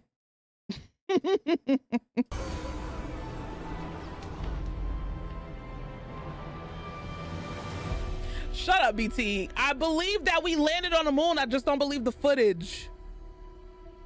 Jesus Christ. How many times must I say this? 唐3代而亡，女主武王代之。大唐气数将尽的。 Y'all see that? Director of the Astrology Bureau. Y'all see that at the bottom? Let me read. Director of the Astrology, meaning that astrology has been around for a very long time. And all of the nerds that like to discount astrology, and I get it because, you know, astrology, when it comes to judging people off of certain traits, is a little whack. I get it. But if we really look at astrology, okay, and what it was intended to do, astrology could be used as a science. It's just not a proven science, but it's a science. So the bureau, whatever. So, and let's not forget that astrology was the precursor to astronomy. There would be no astronomy without astrology. So yes, there were astrologers who will look at the stars and yeah, whatever. But I just really hate when sciencey nerds be like, oh, thankfully our sciencey nerd in here, BT, he doesn't do it. He actually, you know, he goes along with the bits. But there's a lot of people who are like, oh, it's so stupid. It's not proven. It's not science. All science starts with theory until it can be proven to be real and to be whatever. But we can't, you can't be like, oh, it's stupid and everybody who believes in this stupid to astrology. It's, you know. Stupid things can be fun, right? And it's not even really stupid. It's like literally recognizing patterns or whatever. And I will say that using astrology to pit it against people is it's a little crappy. Even though I do it from time to time, it's all in fun. It's never in like, you know, malicious intent. But yeah, the obsession with zodiacs have forever harmed the actual practice of astrology. Exactly. Like reading your horoscopes, honestly, really, truly, I don't really believe in horoscopes unless it's attached to your actual birth chart. Then yes, cool. But like random horoscopes, any person who's really into astrology knows that random, like just general horoscopes never work. And I think that's what where a lot of scientists like get it wrong, because they think that anybody who believes in astrology is like dumb, and it's like labeled in like idiocy. But no, like a lot of people who are really like into astrology, we know horoscopes are just for funsies. It's for funsies. We know this. So what's your Chinese zodiac sign? I'm year of the snake, which is crazy, but yeah. Clipping this for when she bullies Aries next and Geminis. Wow. And they associate it with women, which is telling, because some of the more famous astrologers are men. Some of the more famous astrologers are men, but because they feel like it's not a real science, they associate it with women, which is crazy. Crazy. I'm year of the cock. Ooh, nasty. All right, let's continue. I don't know my element, but I know I'm year of the snake. I don't know my element though. 太史令是否已经探得天机？天机不可完全窥探，只是这谶言太过精心，还需明日奏请陛下圣裁。陛下正因天象游戏，快些走。贵妃到。拜见贵妃。武才人，你今日这身衣裙倒是让人移不开眼啊。哟，武才人呀，竟敢和贵妃穿同色衣裙，真以为陛下赐名媚娘，你就能飞上枝头变凤凰了？竟敢蓄意冲撞贵妃，还不快脱了 ！Hello， 贵妃息怒，妾无意冲撞贵妃，休要狡辩，快脱！贵妃，贵妃，求求你饶了才人吧！少废话，来人呐！贵妃，求求你，主子，主子，主子，水儿，主子。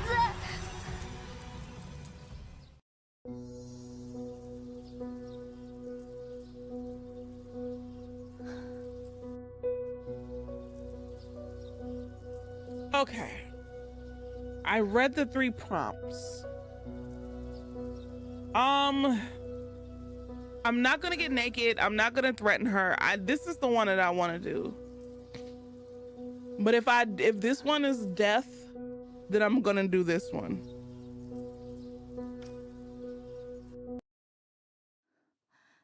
贵妃，妾今日穿紫衣，本觉得合适，可直到见到贵妃，才发现何为自惭形秽，东施效颦。河宫之中，唯有贵妃能将紫色穿出此等风华。好一个伶牙俐齿的武才人，本宫今日倒是动不得你了。Oh my fucking god! I got it right the first time. 这鹤梨乐汤再不给陛下送去，就要冷了。算了，原本是要重罚的，今日之事小惩大戒。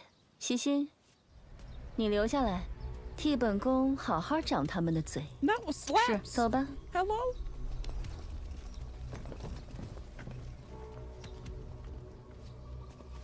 等等，此事与他无关，只需惩罚我一人便可。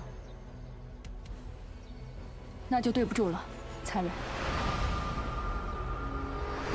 哎，别打，别打主子，要打就打奴婢吧。What the hell? Let me get hit. No, no, friend. 贵妃让我掌嘴，我已经掌了。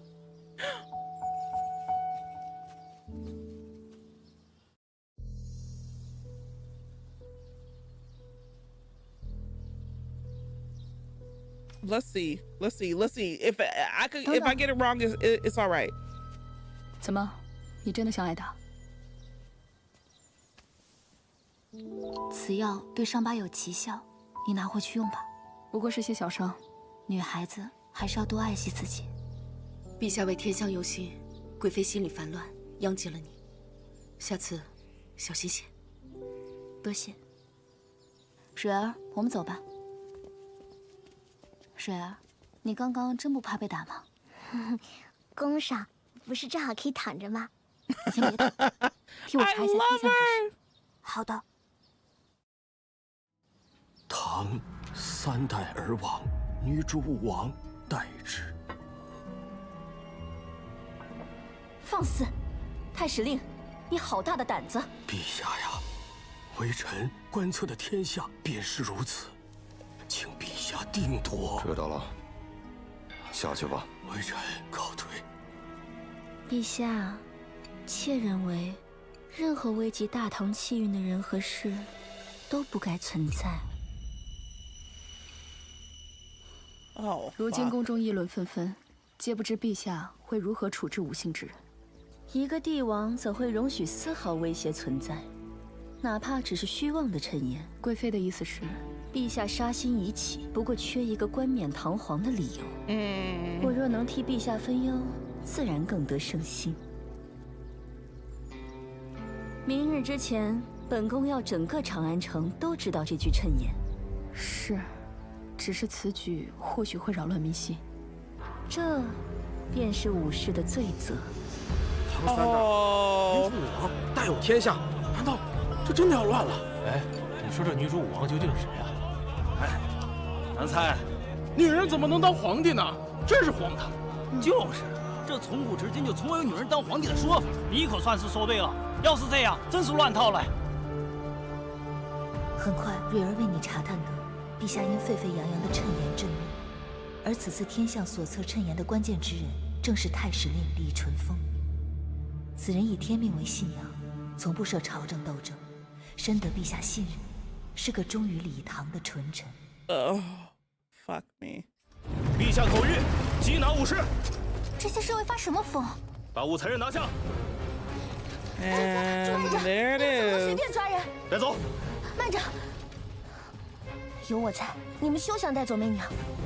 殿下恕罪，我等只是奉命行事，请求殿下莫让要小的为难。高阳，走。哎，主子，主子，还好我不姓吴，我去求父皇。God damn it! Wait, after he was taken away, Princess went straight to the Emperor, but this time His Majesty ordered, the princess to be confined to her quarters. 你们这些姓武的，都给我老实待着。What happened to our frenemy in the beginning? 现在就因为一句谶言，难道我们都得死吗？怕什么？陛下是明君，是不会冤枉好人的。我听说太史令正在找真的女主武王，只要找到，我们就有救了。是啊是啊，只要找到那个武王了，我们就能出去了。这怎么找啊？那个太史令能不能找到女主武王啊？我们能得救吗？究竟谁是武王啊？I'm gonna have to kill one of you. Oh, that's crazy. Yikes! Because I already know what time it is. 如何能？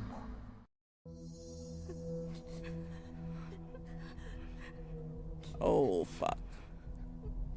One of them are gonna have to die on my account. And it sucks. So I'm gonna sit tight and do nothing. Maybe I could team up with the other Wu women and push back, but I feel like it'll just result in all of us dying and giving the Emperor a reason to kill all of us. Now, like we said earlier, logic does not matter in this game. This game is based off of history and it's very linear. So hopefully I'm picking the right choice by sitting tight and doing nothing. 我不想死，我不想死。我做错什么了？天降异象，这是无端反抗，是以卵击石。There it is. Yep. I made the right choice. Whenever she starts speaking in her head.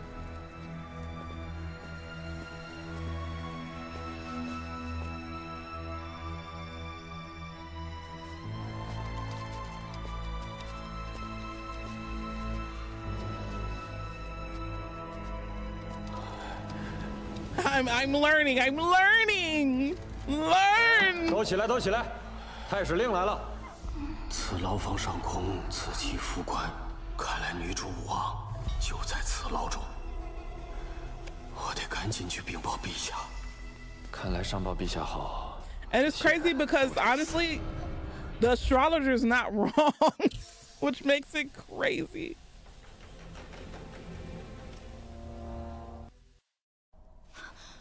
我知道女主武王是谁。你知道？太史令，可否进一步说话？过来。你说你知道女主武王？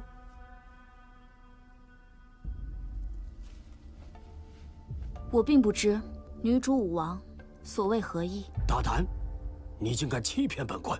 我没有欺骗太史令。若今日我不喊住太史令，必会被当作女主武王而枉死，所以我说我知道女主武王是谁，有何错？巧舌如簧，来人！等等，死局已定，你到底想说什么？蕊儿曾为我探得，李淳风是忠于礼堂的纯臣，我该如何让这样的人转变心意 ？So he's faithful, and he's loyal to the Tang dynasty.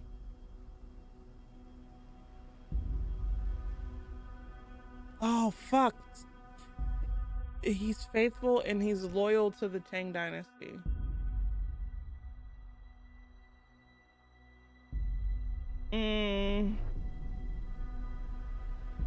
He doesn't care about innocent people. He don't give a fuck. A woman emperor never happened. Going against the fate will bring divine wrath. I feel like this might be the one.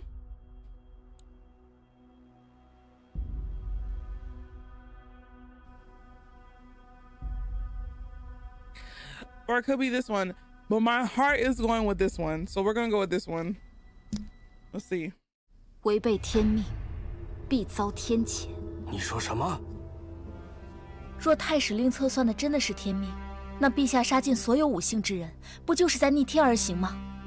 太史令日日与命格相伴，难道希望陛下所为让礼堂江山招致天谴吗？本官也知道天命难违，但既是天子俸禄，便应为君分忧。太史令若真对大唐这般忠诚，难道会希望史训在礼堂皇族重演吗？此言何意？《史记》有言：“商王卜问国运，得周武灭商，商纣遂残害周王一族，不料激发其复仇之心。武王举兵反商，商纣自食其果，最终被周武所灭。”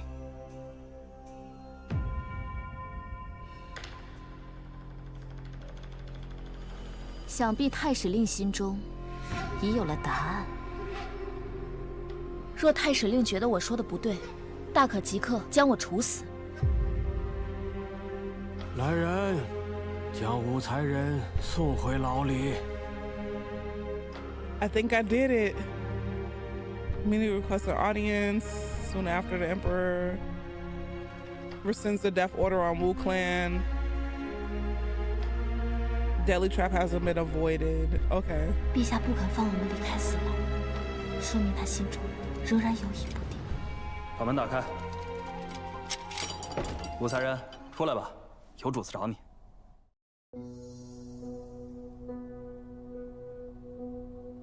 啊！难道是晋王殿下来找我了？武才人，跟我来吧。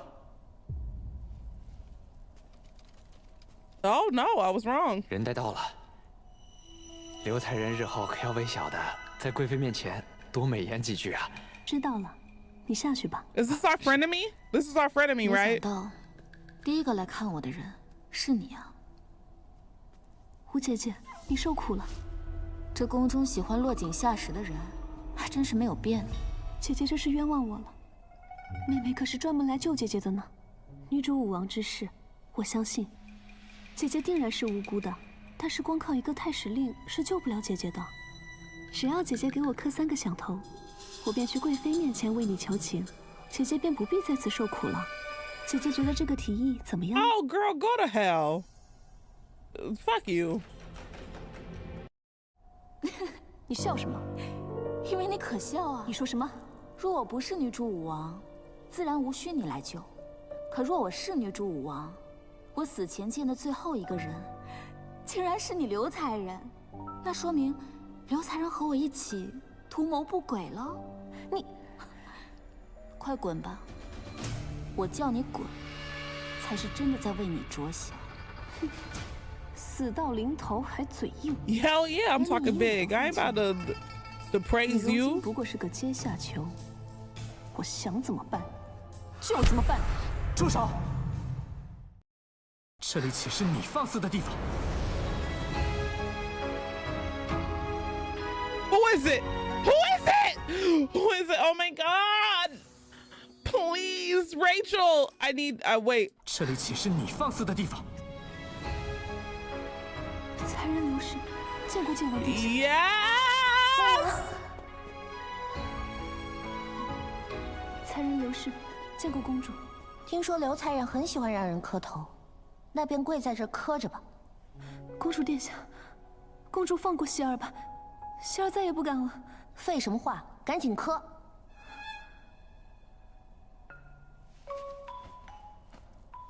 希儿知错，希儿知错。Yeah, thank you, thank you, 没有我的命 thank you, thank you, 走，媚娘。thank you, thank you. 希儿再也不敢了，希儿再也不敢了，希儿有罪。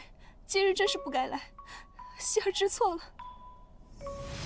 媚娘，此次呢，我打算趁着夜深人静和九哥一起劫狱，把你救出去。你这丫头，晋王殿下，公主胡闹，你怎么也陪着她？我哪有胡闹？你说呢，九哥？劫狱的确有些胡闹，但我和高阳前来是想和你商量一个万全之策。此时父皇虽未下旨，但我们如果不早些行动，武姓之人怕会有一场浩劫。你需要我如何帮你？ Find out who's pulling the strings. Because my thing is here, why would he be like, all of the women named Wu are responsible for whatever the hell? Like, that just seems like too much of a coincidence for me. So, yeah. Let's do this. 这次的谶言来得太过古怪。 一定有人在背后指使，只要我们找出背后指使之人，或许就能得救了。好，我一定会找出幕后之人。Stirring behind the scenes, hope sparked that it might be a way out, but ooh, I have to read fast. 所有武姓之人等来的，却是赐死的圣人，而你，自然在此之列。Oh damn! I died. You said strings? I bet you activated Big Mix. Shut up. All right, hold on. Let me use the restroom real quick. I gotta pee. Because if I get to a point, I drink too much alcohol. In my eyes, I felt like that was the right choice. But, you know, sometimes I'm wrong. Anyway, I'll be right back. Give me 3 minutes.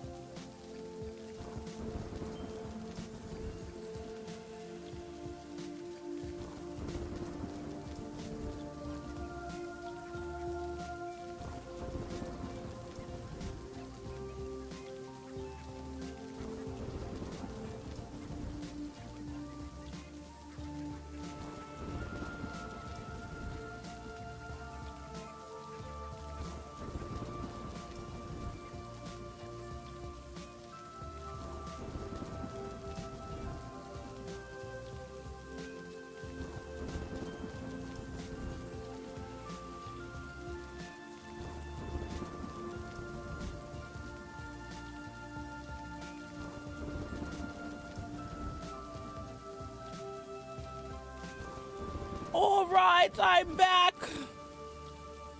Okay. Let's do what we need to do.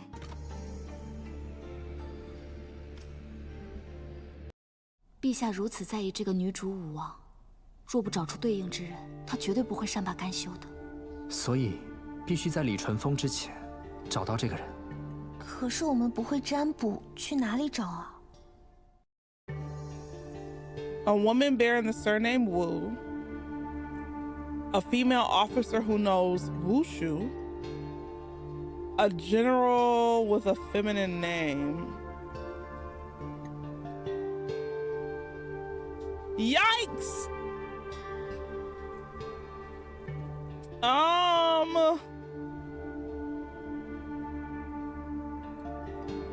Let's just do this one and see what happens. I don't know what to pick on this one. 我们去指定一个姓武的女子吧。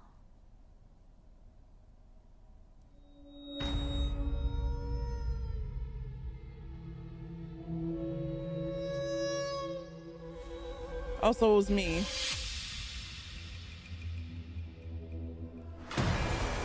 不久，五姓之人皆被赐死。Okay. 而你，自然在此之列。 All right. I don't know why. I was like, it just doesn't make any sense. Okay. Okay. Okay. Okay. 我们去找一个名字里含女的武将。I literally don't know what to do. 我去帮你找。谢殿下。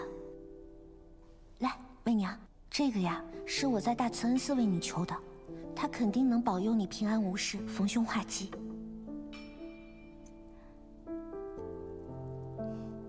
谢谢你，高阳，你真好。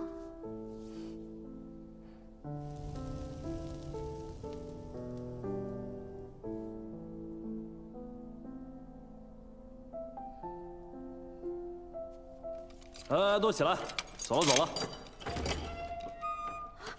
这些人真是命大，亲了这赵玉还能活。Oh, okay. I got it right the second time. 陛下已经找到了女主武王，到底是谁啊？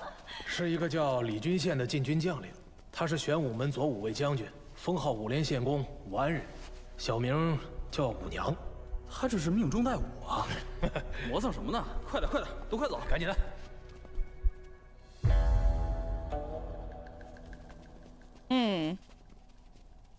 多谢太史令深明大义，是应天命而已。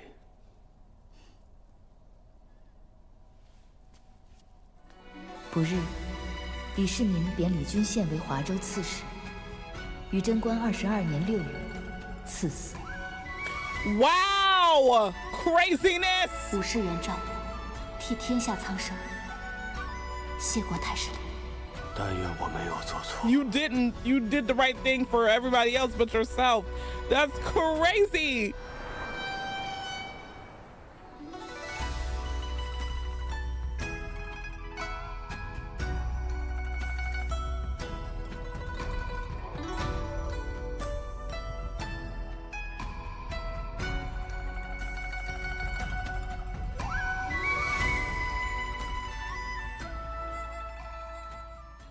What? Yo!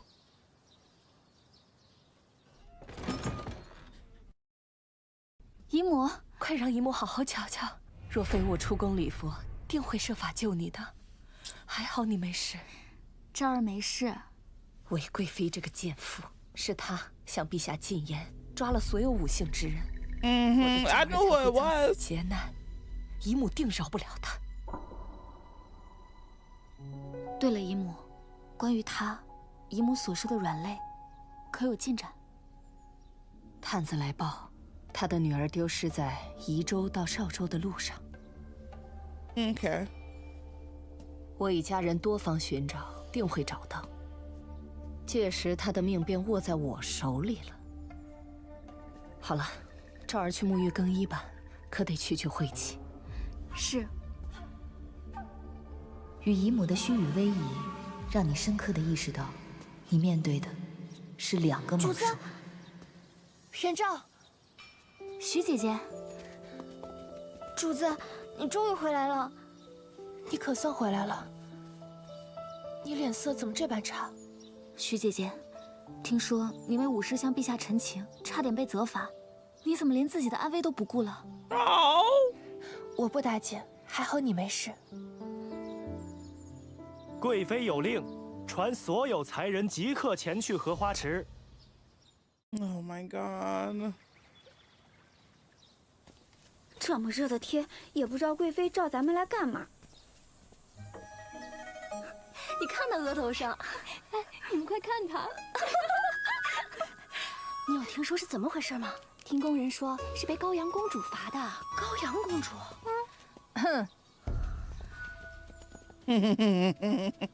贵妃今日邀众人来此，是有一要事相告。1个月后便是高阳公主及笄礼，陛下嘱托贵妃为公主精心操持。及笄礼的第一献礼之人，会由贵妃在你们之中亲自择选。我们之中，这岂不是被陛下青睐的好机会？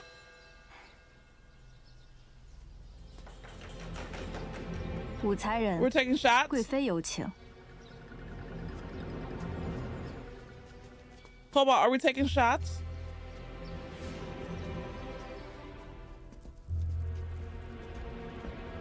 主子。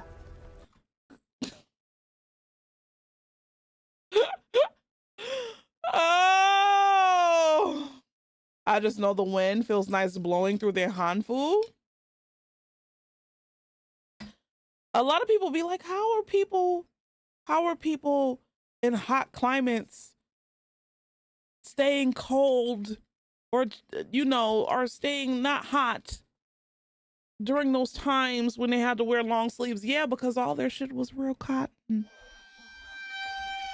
It was cotton, it was linen, it wasn't fucking polyester!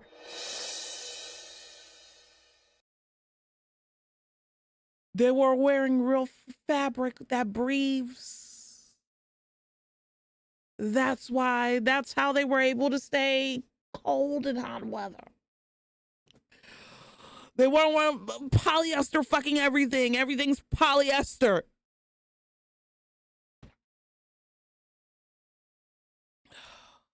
Don't get me started. And they got the good silk. The good silk. Hello?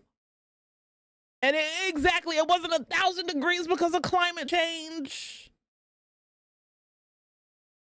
You're polyester? You're a nerd. Get out of here.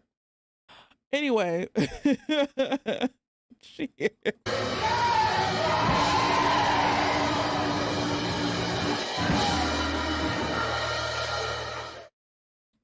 And depending on the culture, they use adobe buildings, which remain cooled. Exactly. Like they were able to wear, and it blocks, long sleeves blocks UV rays. So not only were they able to wear long sleeves and like remain, you know, not get heat stroke, they were also able to protect their skin from UV rays. Oh.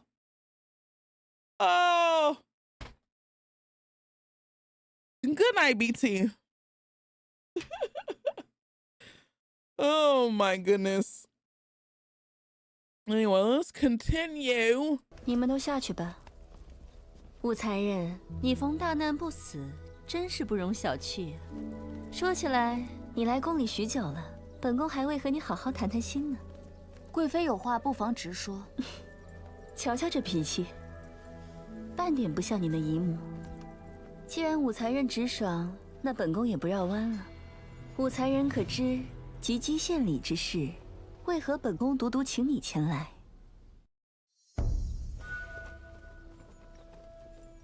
哦哦。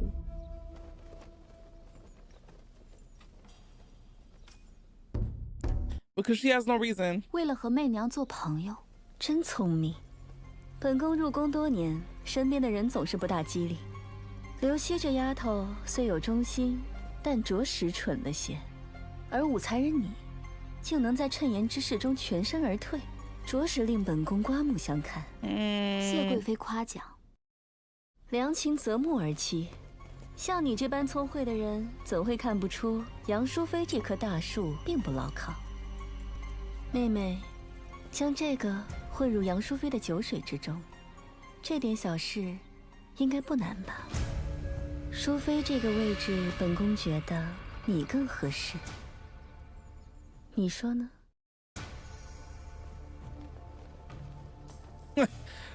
？No, absolutely not. No, absolutely not. Oh, fuck! Fuck! I don't know what to pick. It doesn't matter because I could always go back and fix my mistake. But I want to get this right the first time.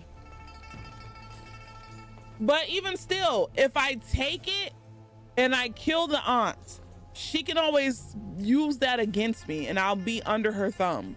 And I don't necessarily want that, but like we said, that this game does not use logic. It's following, you have to do the certain things a certain way.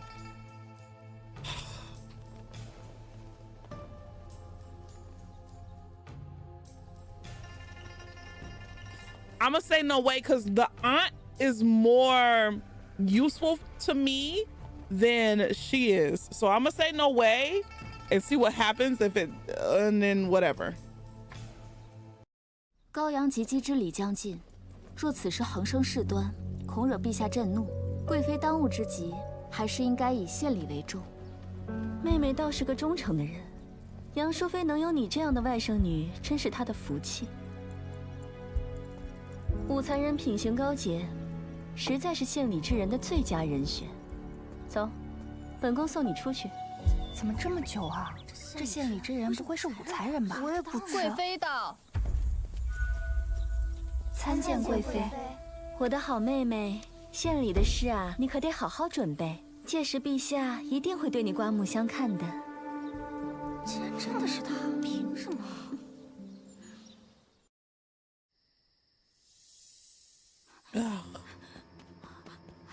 梦境姑姑，我要见姨母。好端端的武才人这脸，怎么成这个样子了？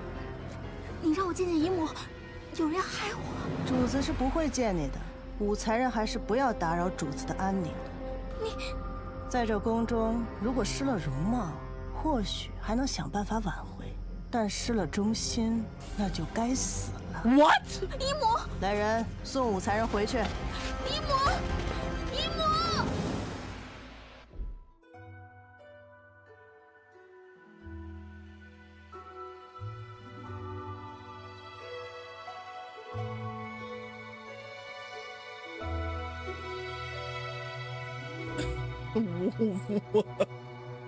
Your remedies later help many and spread abroad, carried by invoice to Japan. Okay, that's a good ending, but it's not the best ending.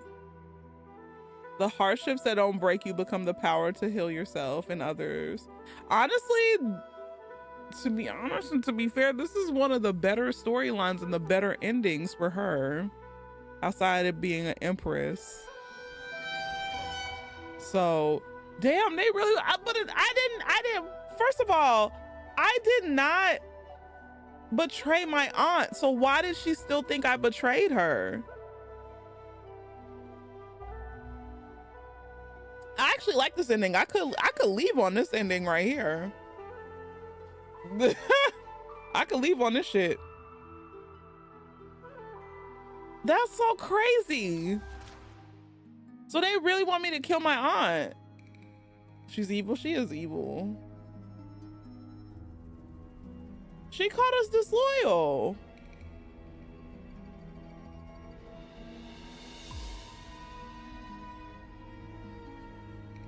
I think we might just have to kill our aunt because fuck it.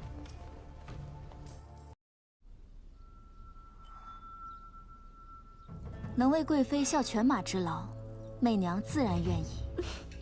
你果然识时务。你选择投靠韦贵妃，因为你知道，在这个弱肉强食、不进则退的皇宫里，只有强者才值得自己依靠。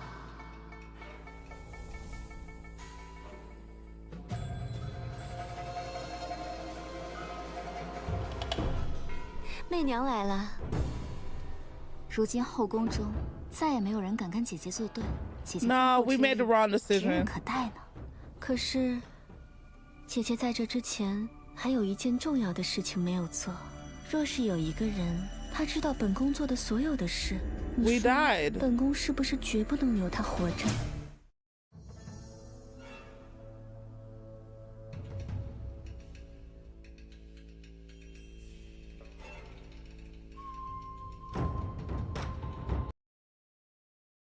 任何人都不该危及姐姐的前程，所以姐姐自然是不能留下这个祸患的。未曾想，妹妹竟然如此深明大义。你果然从不会让我失望。 Why she keeps touching me? Oh God, not more soup. 妹妹说的很对，我相信这最后一件事情，妹妹也一定不会让姐姐失望。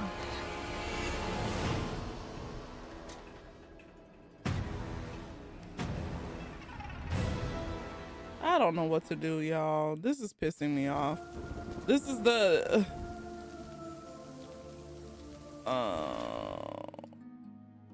I feel like both of these routes will kill me. So let's go back here.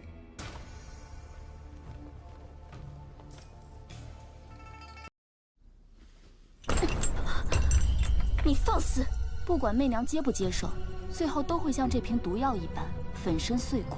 效忠贵妃，不过是落得一个鸟尽弓藏的下场。可若拒绝贵妃，贵妃会使我成为众矢之的。到时候，不用贵妃亲自动手，自然会有人收拾媚娘。 Oh damn! I didn't know I could be mean. 贵妃私下召见媚娘之事已经传遍书锦殿，姨母生性多疑，就算没有旁人害我，她也必定容不下我。武媚娘，你为我太过是不是自作聪明？贵妃难道不知道吗？你，来人，贵妃稍安勿躁。你觉得还有什么理由让本宫继续听你胡言乱语？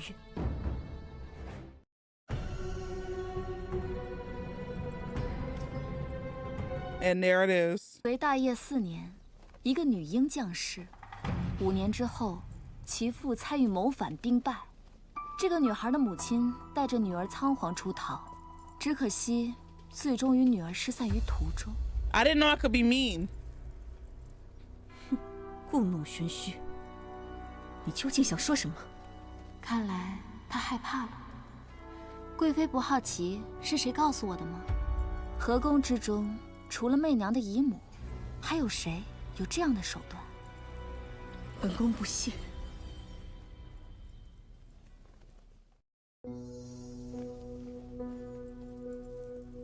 Oh fuck!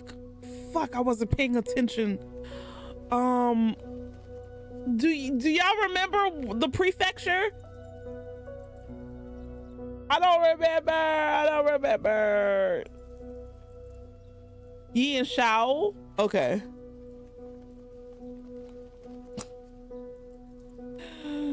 Listen. Thank you. 你的月儿是在你从宜州到邵州的路上丢的吧？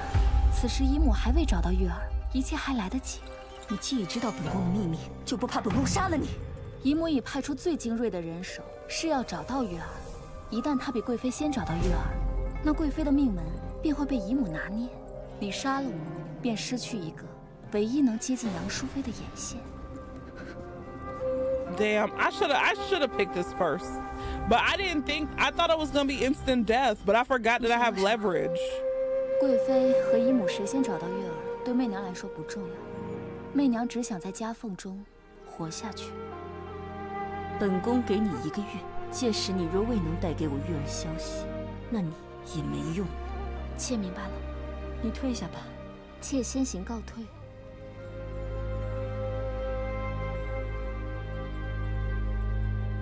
从来翻手为云、不可一世的贵妃，在这一刻，似乎只是一个关心女儿安危的母亲。Oh, now I feel bad for this wench, but I don't.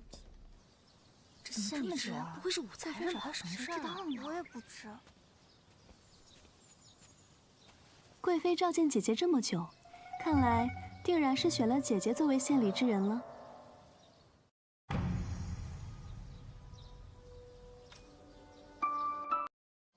姐姐在此恭喜妹妹啦。为何要恭喜我？我姨母淑妃向来与贵妃不和，贵妃此次召我前去，便是叫我断了此次念想，本分做事。既然妹妹受贵妃器重，若是献礼之时被陛下看中，日后可得多提携姐姐才是啊。我不在乎陛下是否看重，只要是能从你手中抢的，我都高兴。Congratulations to you, Wayne. 请问和你下双陆齐了，我们来比试一下。今日死里逃生，也彻底将自己暴露在了危险之下。是贵妃先找到月儿，还是一跃期满，我都是死局。无论我愿不愿意，我都已踏入这场血雨腥风的棋局。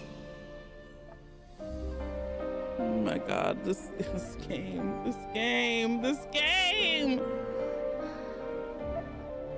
徐姐姐，你看我这逆势局，如何能解？失局者生，破局者存，长局者赢。虽然对方赢面很大，但你只需拖住一二，便别有洞天。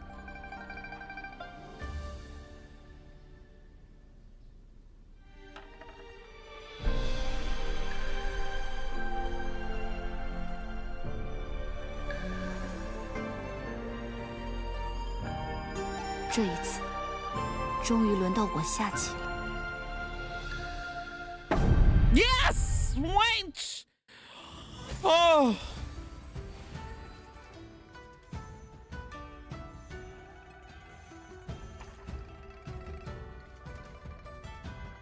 I love this picture. I love the colors. I love everything about this picture. All right. I think we should. Should I play one more? Should I play one more? I think we should end it here. I feel like we should end it here.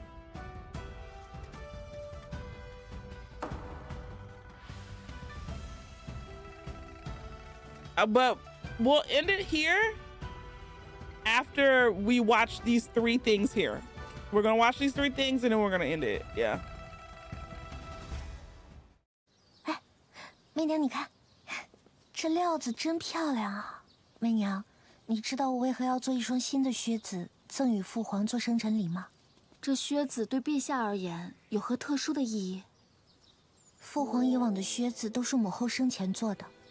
哪怕父皇已经穿得十分珍惜，但也已经磨旧了，所以啊，我要做一双新的靴子送给父皇。哎，那不是太史令李淳风吗？听说他算卦极准。媚娘，你先回去，我要找他算一下我的姻缘。高阳，明天晚上我再来找你。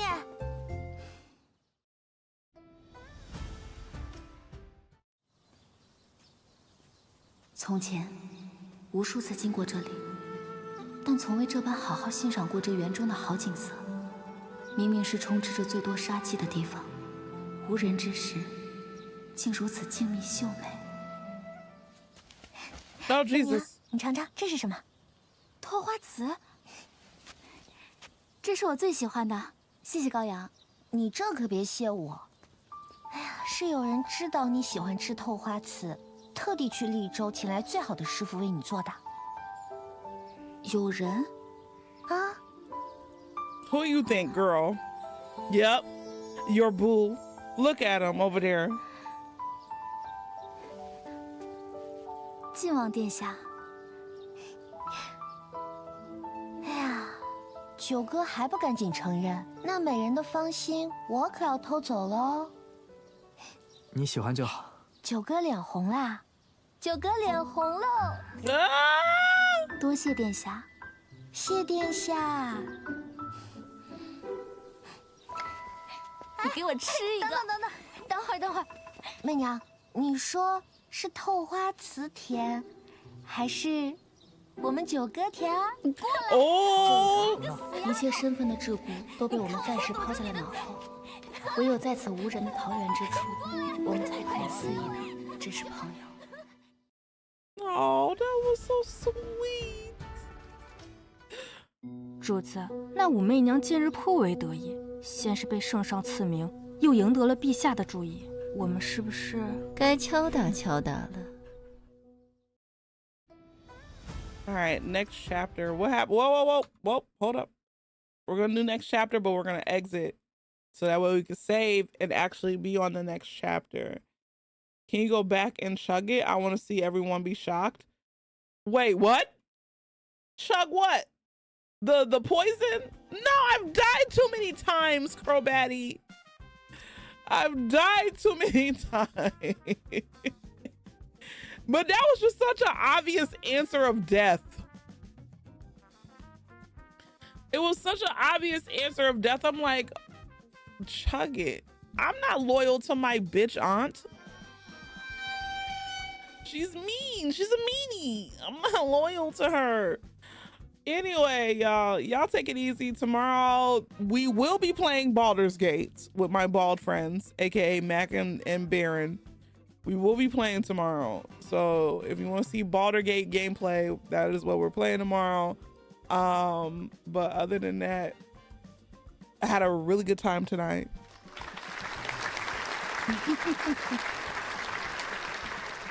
Y'all take it easy. It's almost 3 o'clock in the morning, so go to bed. On the East Coast, if you're on any other coast, it doesn't matter. But yeah, y'all take it easy. Be good to yourselves. Take care of yourselves. Be kind to yourselves. And I will see you all tomorrow night. Good night and goodbye. Capiche? Tequila lover, astrology nerd. Demon time sipping on some sizzle. Swallowed, beat the ground up, was in the bag. And don't forget to please capiche. Cult leader, rain boots and a thong. Boosie, boosie, boosie, all day long. Piss break, happy box, shake your fucking ass.